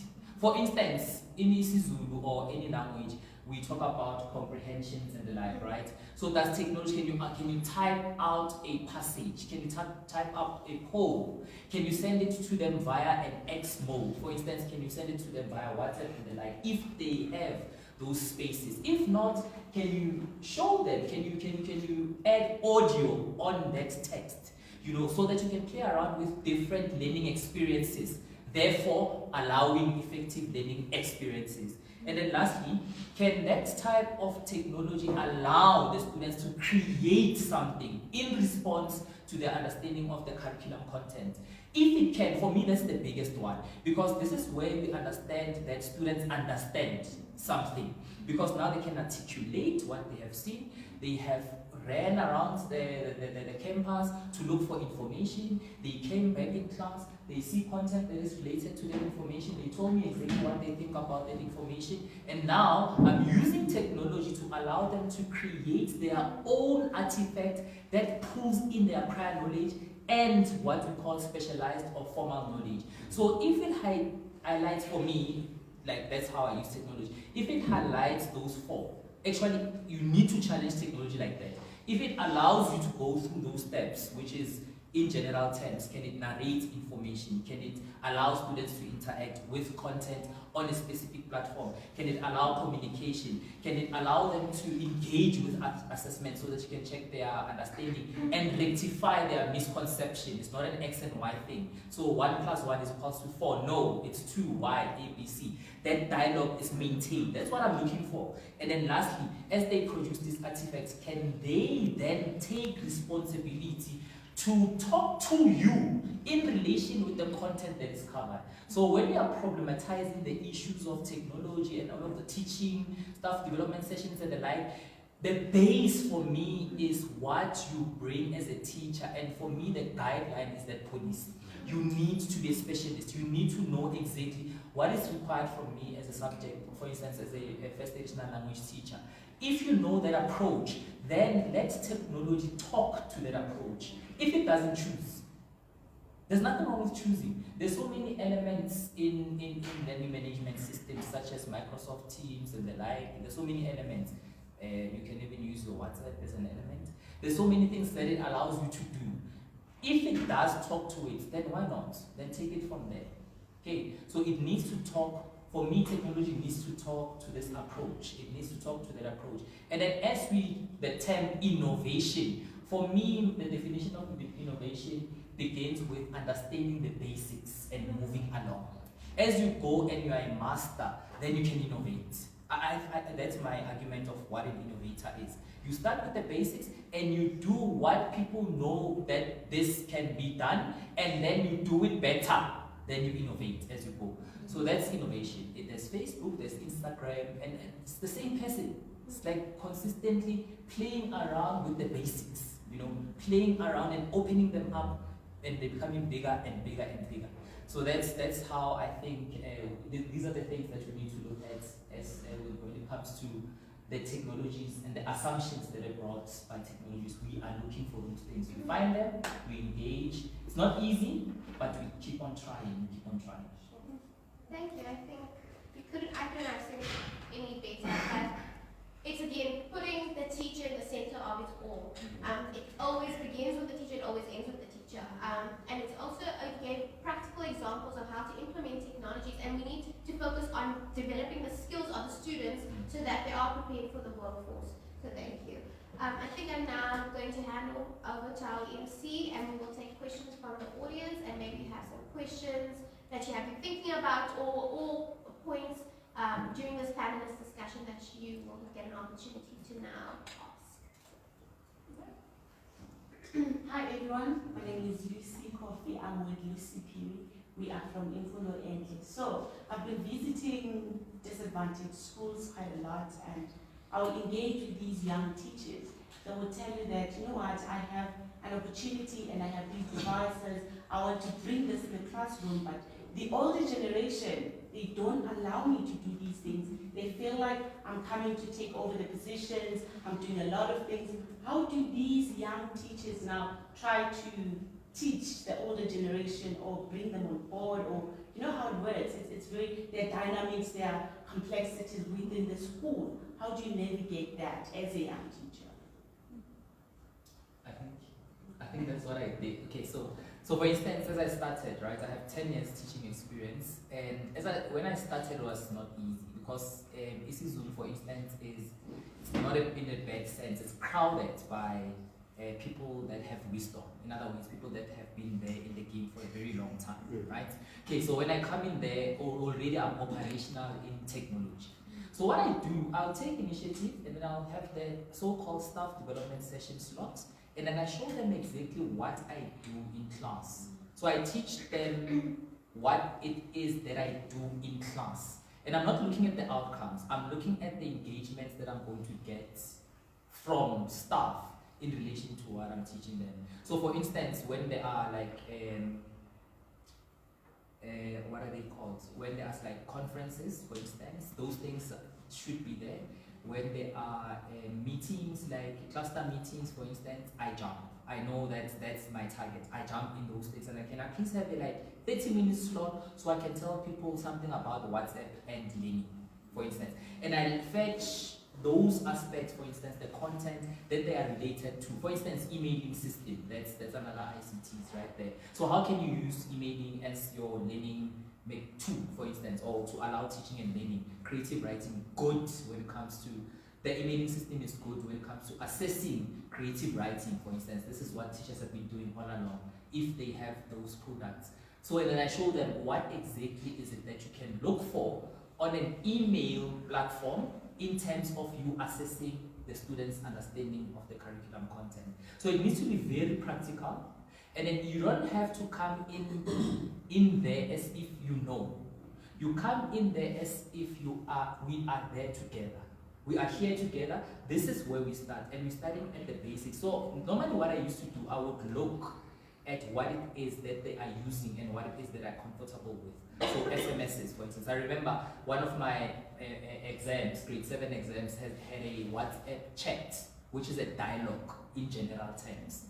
That's an element of comprehension in language teaching and learning.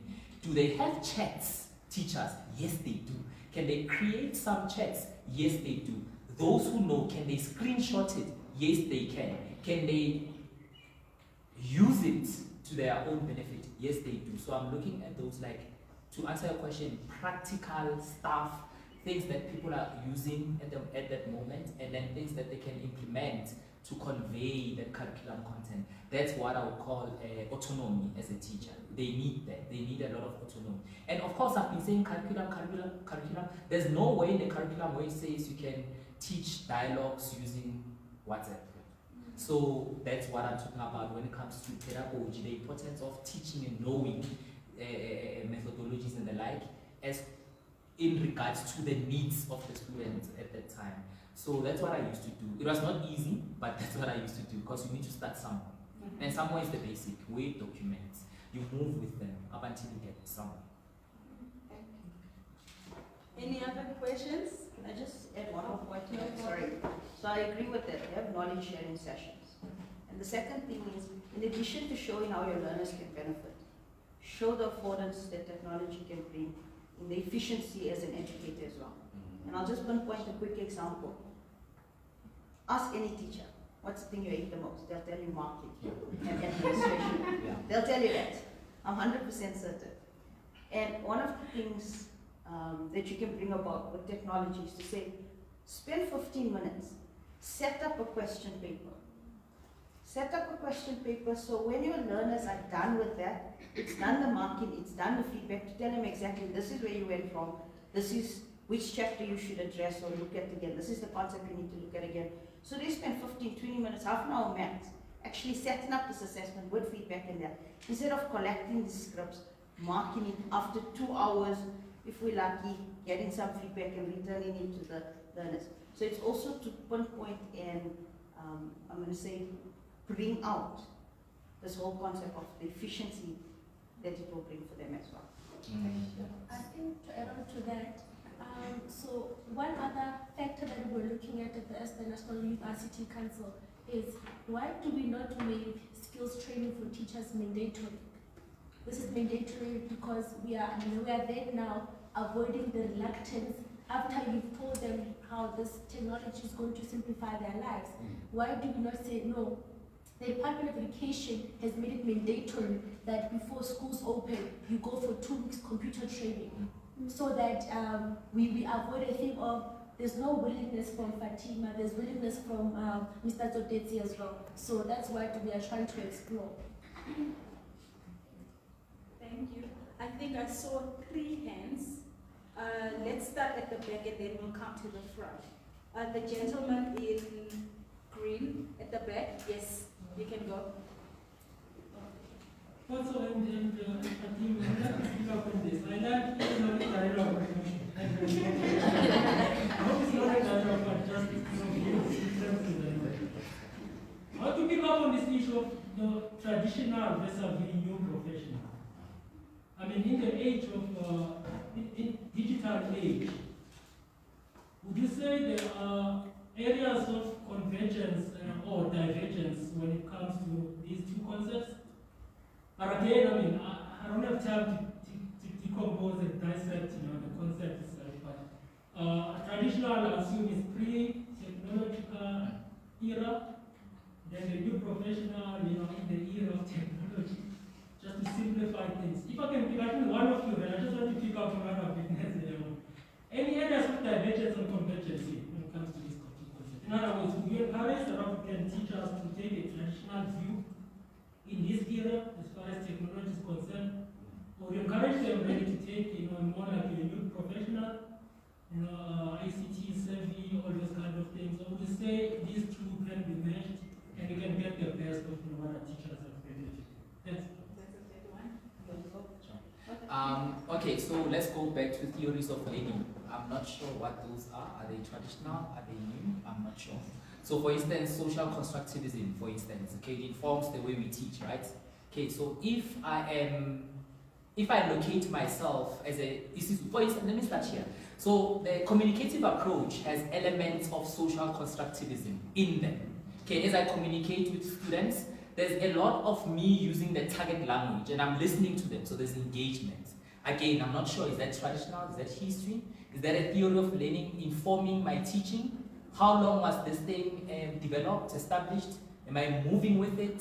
I'm not sure if that's traditional, but I know that I can locate myself in that type of theory of learning. Because this is communicative in nature, right? If you want to get the best from your students, make it a communicative thing. Don't make it a systematic thing. Don't make it mathematics. Make it like engage with your students. Okay, so now the question is, where do they meet? Okay, can this technology influence or inform collaboration or discussions? For instance, Lori Lack talks about these things. For instance, she argues that if technology doesn't reinforce, for instance, or operationalize engagement, automatically social constructivism informs that we need to allow engagement. Again, I'm not sure if it's traditional, but I know that if I take it with, and I take a learning management system like, for instance, Microsoft Teams, I need to give it some meat. I always say to staff, learning management systems are the skeletons. The meat is a theory. Okay, so what are you teaching? If you teach Zulu, you want to take the social constructivism with you, right? And then as soon as you get there, which instrument in Microsoft Teams allows the maintenance of communication between you and the students? Then if there is that consistency, then I see the two merging. Okay, so is social constructivism a traditional approach? Does it move with technology? As paradigms shift, does it shift with it? Does it stay behind? I think so. For instance, there is behaviorism in ICTs.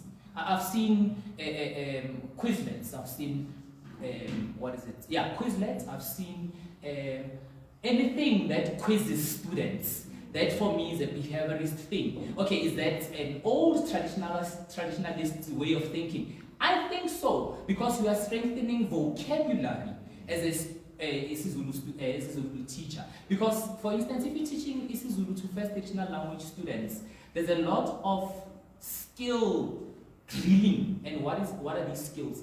Vocabulary. How so? Behaviorist nature. Because they need to see this repetition. They need to see these ways. They are not exposed to isiZulu in the context of the home. So they don't bring it as a everyday knowledge. So what does technology have to do for them?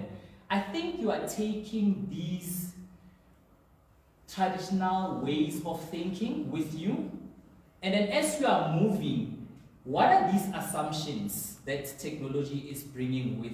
Then there is communication, and then you see people coming up with new theories like connectivism that says something about thinking, you know, and is it an element of something that is always been there? I think so, because social constructivism does allow the construction of knowledge. There's thinking in there. So that's how I look at it. I feel like there is a place for what we know, and I don't want to say it's traditional.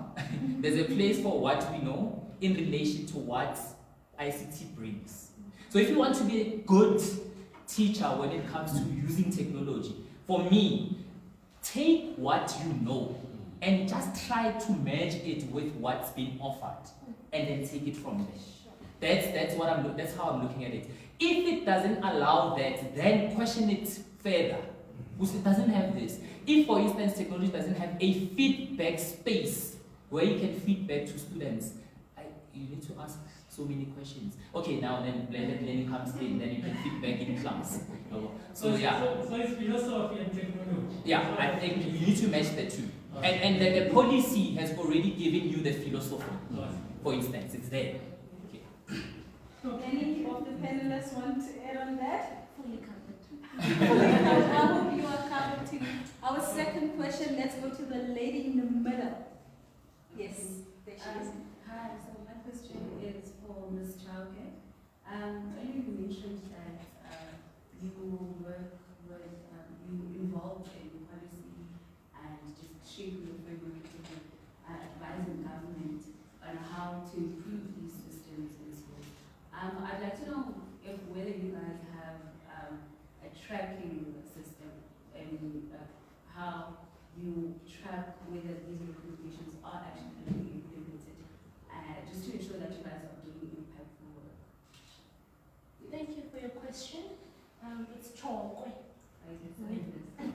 Don't worry. The challenge now has been that the legislature wants to respond back to us 6 months later. So we are not able to have a continuous tracking mechanism or approach, because now we have to wait for reports before we go maybe do oversight as well.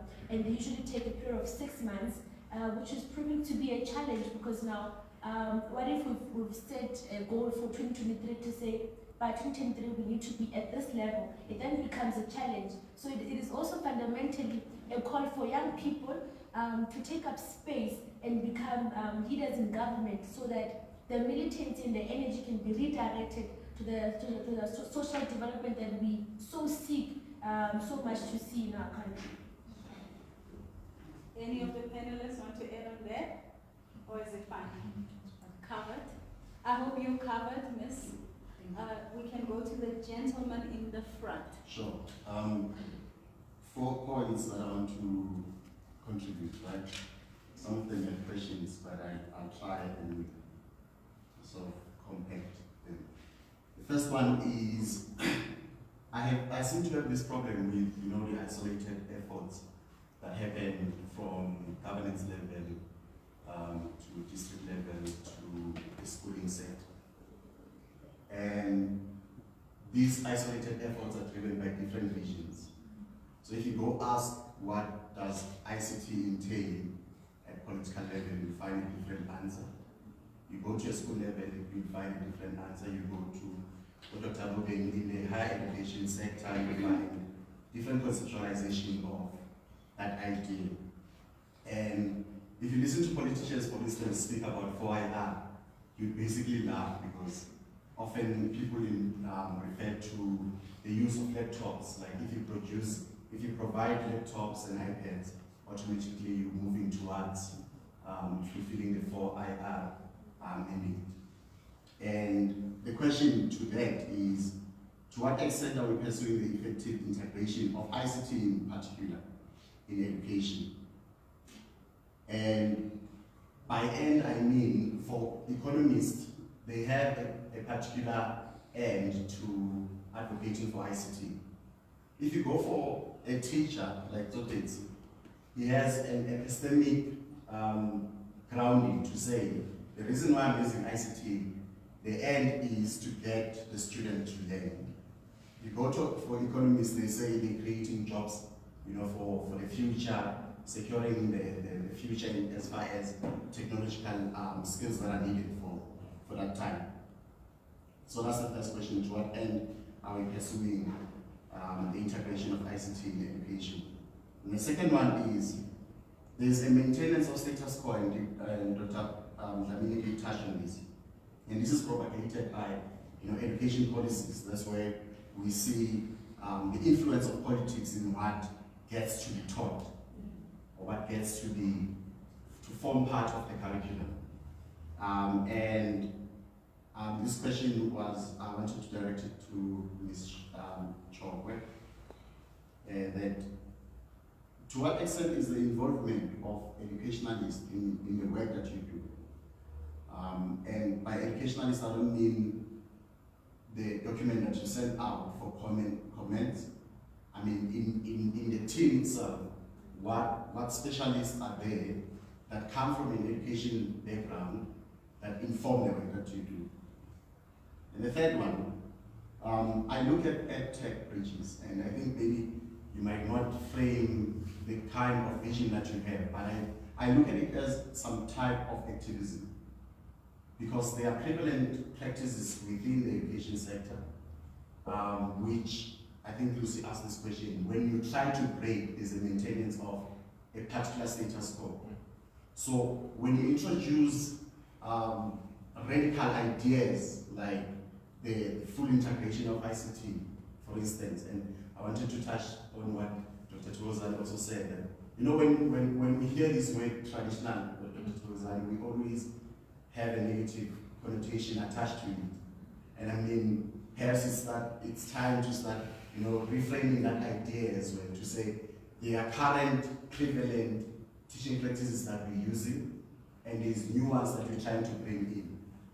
Because when we say traditional, people are like, no, we're not using traditional. No, it's just prevalent practices, and we just use the word traditional to just, frame that idea so that you understand that there's a newness, or there's new paradigms that are coming into the space. So there is a need. This is a comment, so there's no question here.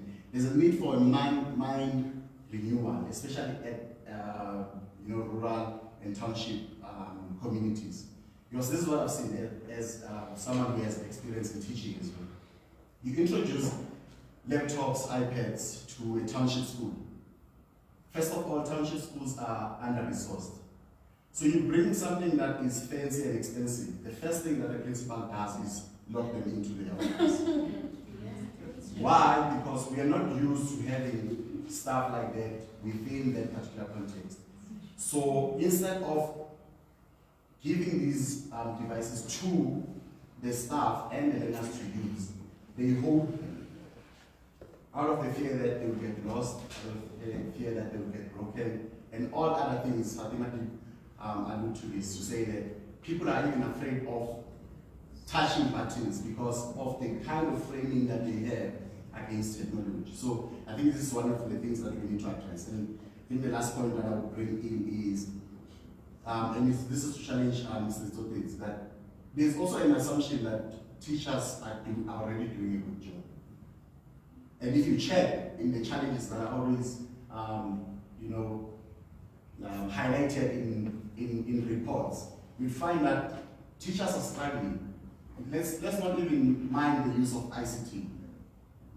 Subtract the ICT issue. The teachers are genuinely struggling in terms of teaching in their own classrooms. And one of the foregrounded factor is the lack of content knowledge. And EDTECH, which is the new policy that informs the work that we do in higher education, in training of teachers, is aimed at addressing that. And I would understand why Zotes is speaking like that, because he's fairly a new teacher. With 10 years experience, you are a newly qualified teacher. I would still put you in that category. And therefore, coming from the background that is informed by theory-heavy educational training, you are able to speak from that perspective. But for someone who has been trained in the police dog era, I mean, they hold a different point of view and they approach things differently. So we need to acknowledge, as much as we cannot, supersede one over another, we need to acknowledge both of these worlds and try to find a middle ground and not dismiss one for the other, but acknowledge that times are changing and we need to find that overlap and maintain that overlap. Thank you. Panelists, over to you. So with the National Youth ICT Council, what we've done is that we've fostered alliances with the private sector, academia, and the public sector. Because now, as you've said, the danger, unfortunately, in our country is that we are led by politicians who are uninformed and who would assume the 4IR only consists of laptops and computers and television, but when it goes to robotics, artificial intelligence, spectrum, and all of that. So now, us having formed partnerships with these researchers, these academia, private sector, public sector, then assist us and say, okay, this is a particular document, a well-researched document by experts, and then now, how do we break it down to even a politician to say, you are leading this particular department, but now this is how you must then allude this thing to society. And another thing, I spoke about the language barrier as well with society. So having had this document that is produced, the breaking down also assists society in understanding that technology is not limited to WhatsApp, to a laptop, and all of that. And another thing is that we are still the most unequal society in the world. The reason why we would even want to have a breakdown of languages when high-level research has been done is so that we can equalize. We can have an equalized playing field for a child that is born in rural Ramphahlele and someone in Parktown. And again, you spoke about isolated efforts. I agree. I think our greatest challenge is also that when you convene these politicians in plenary to say, this is what is happening, we have broken down the language, they think, there's a tone of undermining to say, you think you are more informed than I am, and it is a problem that we have again in society. That's beautiful. I hope you are answered, but if any of the panelists have anything more to add on these 4 questions that I think you posed, you guys I think that's the Dr. Togozani and the... Please do. I'm not going to give you an answer. I'm just going to think you through what I think with regards to the question. So for instance, I still feel like the policy, for instance, the policy which is subject related, this is at the school teacher level, right? It does have elements of, this word, I'm worried about using the word traditional, and that's what it is. The thing is, that's what it is. If it's there, if you are a Zulu teacher, communicative approach draws heavily on constructivism. Is constructivism traditionalist? I don't know. And then when we shift, what are we shifting? We're just adding social next to constructivism, for instance. So there is a space for a teacher which has been teaching for longer than myself in terms of how content has been conveyed. One thing that I know is that if I were to sit with Dr. Ruben, for instance, and he is teaching me something, definitely I will be in the know, because he is using the so-called traditional ways of teaching this learner. And then for me, someone said something about technology brings autonomy.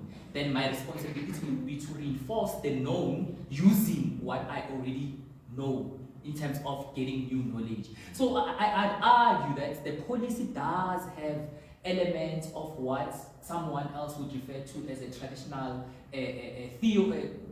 thinking or assumptions about teaching and learning. And does it make it traditionalist? That's another conversation. It's there. So the question is, can we match the two? And what is the first one? I still ask, is the traditional? If it is, can we match the two? The two, what is the two? What is the second thing? Or the second thing is technology. Does technology bring with it theories of learning? That's another question that I'm going to ask. Does it bring a specific assumption? When you have this type of technology, this is what you need to know about it. In terms of theories of learning, I'd argue forever to say no. For instance, Microsoft Teams has nothing to do with a theory of learning. You need to see how you make it functional. It gives you properties to make it happen. It's not going to happen on its own. I've never seen it before. I've created something using Moodle, for instance, when I was doing my honors, for instance. For me to have, it was not easy, but for me to make isiZulu operational, there was a base that I had to bring along in this platform, which is, okay, if you teach Zulu, this is what you need to know, this is what you need to cover, and etc., etc. All of those things, this is what you need to know, this is what you need to cover. These are what I refer to traditional things. You know, learning outcome 1, learning outcome 2, they can change the policy as they like. Those learning outcomes are still stuck, they are there. So how you present your content is what they are interested in changing. But what the student needs to know is how do you get there? Which the question is, if there is technology then, do you draw from what we know? We've been using this and it's been weak. Like speech, we can, I was about to say guys, because that's what I say to students. Ladies and gentlemen, like for instance, when you teach speech, there's a lot of practical implications there. If technology doesn't provide you with those practical implications, by the way, practical implication is productive according to Lorilla. And that productive, when you go the articulating part, like for instance, when you want students to present something for you, you don't really need technology for that, let's be honest. You just need them and presentation. Okay, now there's technology. How does technology come in? They can use a PowerPoint presentation to talk to their slides. Is that traditionalist? There's a question that I'm asking. I don't know. That's why there's this, for me, and we spoke about it, there's this tension between what people refer to as traditionalists. And the other thing is this, when the paradigm shifts, when assumptions shift, whatever that it has shifted from, what do we call that? Do we call it traditional? Can we take from it with along? Can we, okay, so now we're talking about, I don't know, there's this new connectivism, for instance, something like that, that I've learned that as I was going with my program. Connectivism. If you look at connectivism, there are elements of social constructivism in it, for instance. And of course, there are critiques with regards to that theory, for instance. But it does have elements of what we refer to as traditional aspects. When you start and shift a theory, you don't start from a blank slate. You draw from somewhere. For instance, maintaining the status quo to try and answer the department's level. Technology access is identified as access to equipment, which is a problem. For me, that's the problem. I remember one of my exams, we had to critique something in the white paper. And I said, like, Mina, for me, access, this is not enough to identify access. Okay, what is that is not enough? You can't say there is a use of technology only at the level of access to the tool. That's not using, it's accessing them. And then the question that you've asked, very important. We need to push to access to content. Okay, how do you push to access to content? Can technology do that for you? I don't think so. There's a place for a teacher. Remember the communicative approach. That's the only way. That's the only way. The teacher can allow the engagement between the two. The problem, again, here's another problem. The way at which I define what technology needs to do in my class as compared to what the white paper in e-learning defines. As I said, it says access to technology is key. It does talk about assessments and the like, but it doesn't make explicit the other complexities of coming that students come with in relation to assessments and all of those. Remember those things that I've highlighted in curriculums. That's the teacher's responsibility, unfortunately, to be honest. So what does that mean? It means, as I said, as a Zulu teacher, there is something that you are conveying. And as we are conveying that something, it is knowledge, not access to the tools. Knowledge. How do you use that tool to be a catalyst between what you are trying to convey is where I want people to be. So when I say tool, for instance, what is it called? WhatsApp. It's a tool. Can you convey curriculum content? Yes, you can.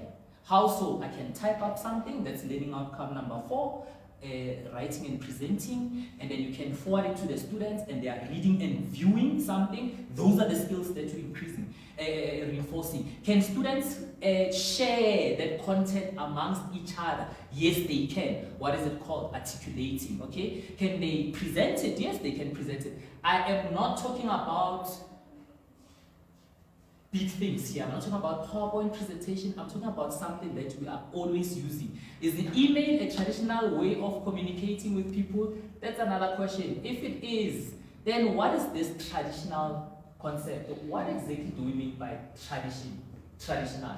And for me, it's when the paradigm shifts, whatever that is shifted from, that's traditional. But there is a place for that in us engaging students with technology. That's my argument. It's there. It's sitting somewhere. There is a mouthful. Panelists, anything to add or covered? I hope you are covered. Yeah, I just wanted to ease Mr. Totets that we are not advocates of Skinner's teaching machines. So we agree with you.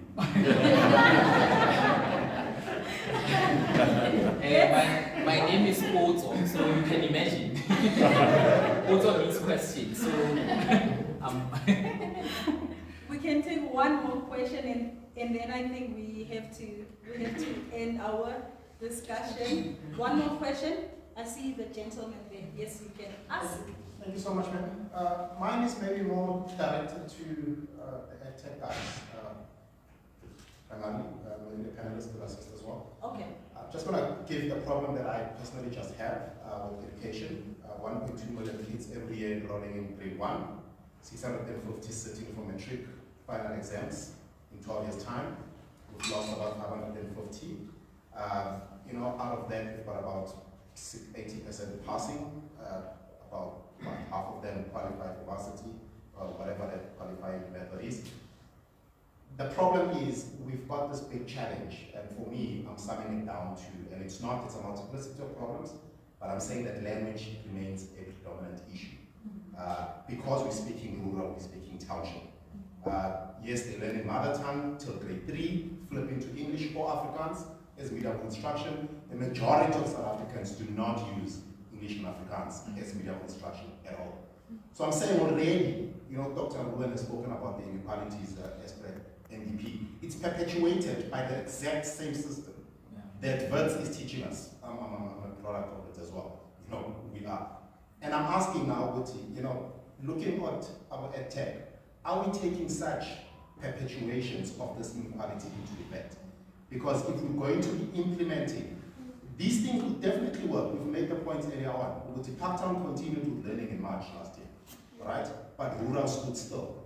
And I'm asking Uti, are we then looking, because language on its own, it needs its own development. The Afrikaners did that very well in 1948, the Stellenbosch were built to develop their language in order for them to be able to capitalize and to empower this system that they were creating.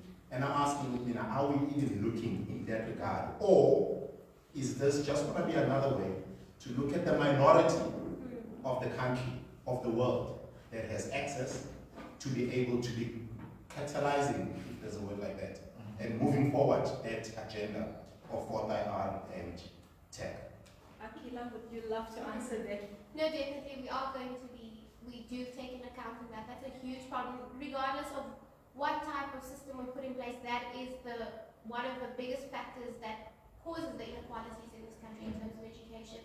And so we will definitely be addressing this, and this is why our whole mission is for rural schools, to enhance the skills set of teachers in these rural schools, because we believe so much in these rural schools that they're always burning the brunt of everything that's implemented in. There's fantastic systems that are in place, but rural schools just don't have the opportunity to put these systems in place. And we want to bring whatever we know and translate that to the teachers there, because the teachers are the biggest resources. So we want to form a partnership with the teachers, and they bring, because they have the knowledge, they have the skills, they have the experiences of what's happening in rural schools, and we want to form that partnership with these rural schools, and so they can inform us as much as we're informing them on the skills and the technical skills. We want them to help us help them. So what do they need in addressing their concerns and their ideas? So it's basically forming a partnership with these rural schools and working together, not just us with the behaviors approach of they blank slates. No, it's a partnership at the end of the day. So yes. I hope you are answered. Panelists, you want to add on that? I just want to add one more point on it. Sorry. Please. It's also this whole concept of exposure. Yeah. And what these young ladies are doing is they bringing that exposure to the industry. I just went now about a month ago to visit one of my student teachers in Tembisa. And I sat down with the principal, and one of the key things that we identified there is they have access to tablets, to projectors, to laptops. And the teachers want to use it in the classroom, but they don't know how. They don't know how. And one of the key things she asks is, well, what must I do? Because, and again, this is said with all due respect. She's like, we speak to the government officials and that, but we don't have that input. So that gap as well, in addition to bridging that gap between urban and rural and all of that, it's also to say, to bridge that gap with the knowledge and build that human capital of our teachers who want to learn. And the whole thing of now saying that the exposure, because these young ladies not only going to go into rural to say, okay, we want to try to even the playing field with inequalities. It goes more than that as well. It goes into the whole thing of saying, let's build on the human capital. Let's build on those teachers who want to see how we can effectively and efficiently use technologies in the classroom. Let's get rid of that fear of the principals who take those iPads and lock it in the, it's true, it's very true. They lock it in the cupboards. And going back to what Philip said about this whole definition of technology integration, at different levels, everybody sees technology integration differently.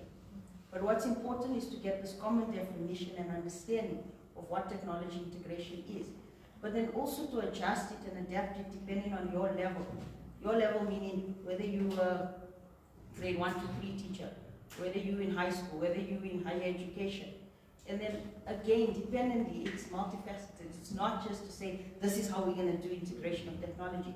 Depending on your level, depending on your subject, it will all be customized and we'll have to adapt in accordance to that. So I just felt that needed to be said. No, thank you very much. I'm very happy that you did say it. I hope you are covered. And if you have more questions after the session, you guys can continue networking outside with our panelists, with our speaker, with the EDTECH Bridges founders. Please do continue to network, continue to ask questions, continue to engage, because that is why we are here. To our panelists, thank you very much. This was so informative. I don't have anything more to say. Akila, thank you very much too. You guys can take your seats again.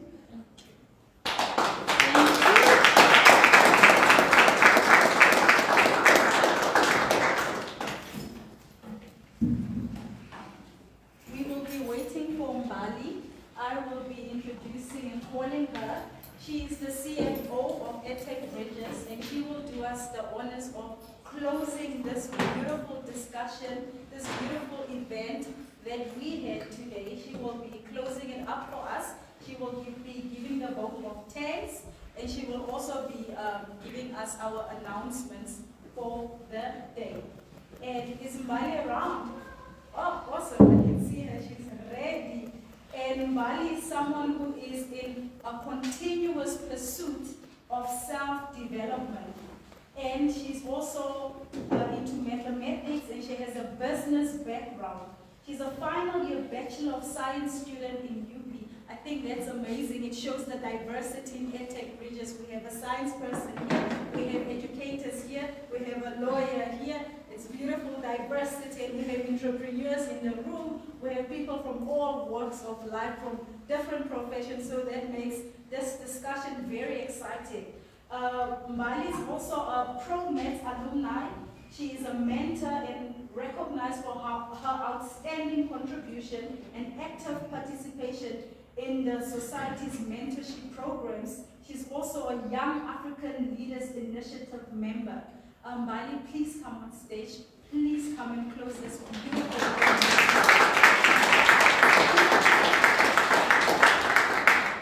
Thank you, John, for such a warm welcome.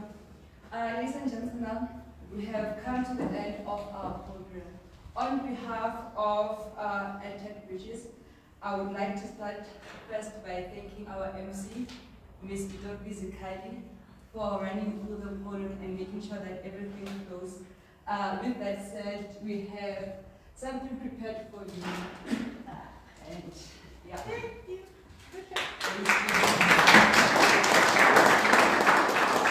And also a big thanks to our keynote speaker, Dr. Ruben Dlamini, who was just not our keynote speaker for the day, but also our supporter from the beginning of the formation of EDTECH Bridges.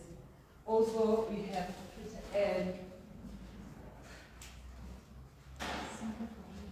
something.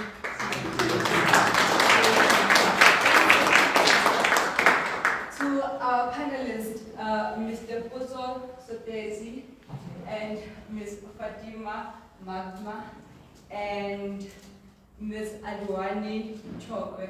Thank you for agreeing to be part of the conversation and sharing such powerful insights. This is our vote of thanks to you guys. Thank you, thank you.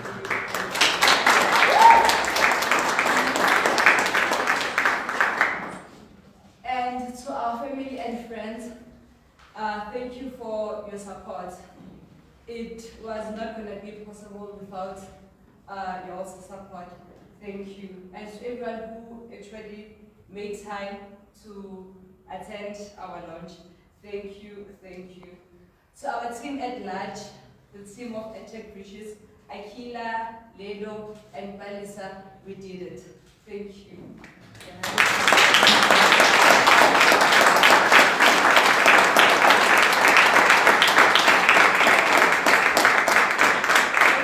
I would like to extend our gratitude to our partners for their continuous support. Kgose for Focus and Solid Seed. The beautiful work behind our pictures is all thanks to Kgomotso himself, Mr. Mokoena, our photographer. And to get hold of him, I'll share his business card just at the end when you exit the venue. You can get hold of him through his cards. Thank you, Mr. Mokoena.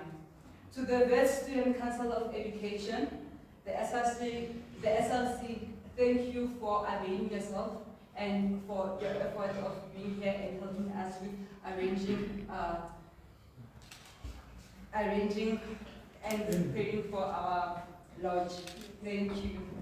And lastly, Akila's little sister, Nurain.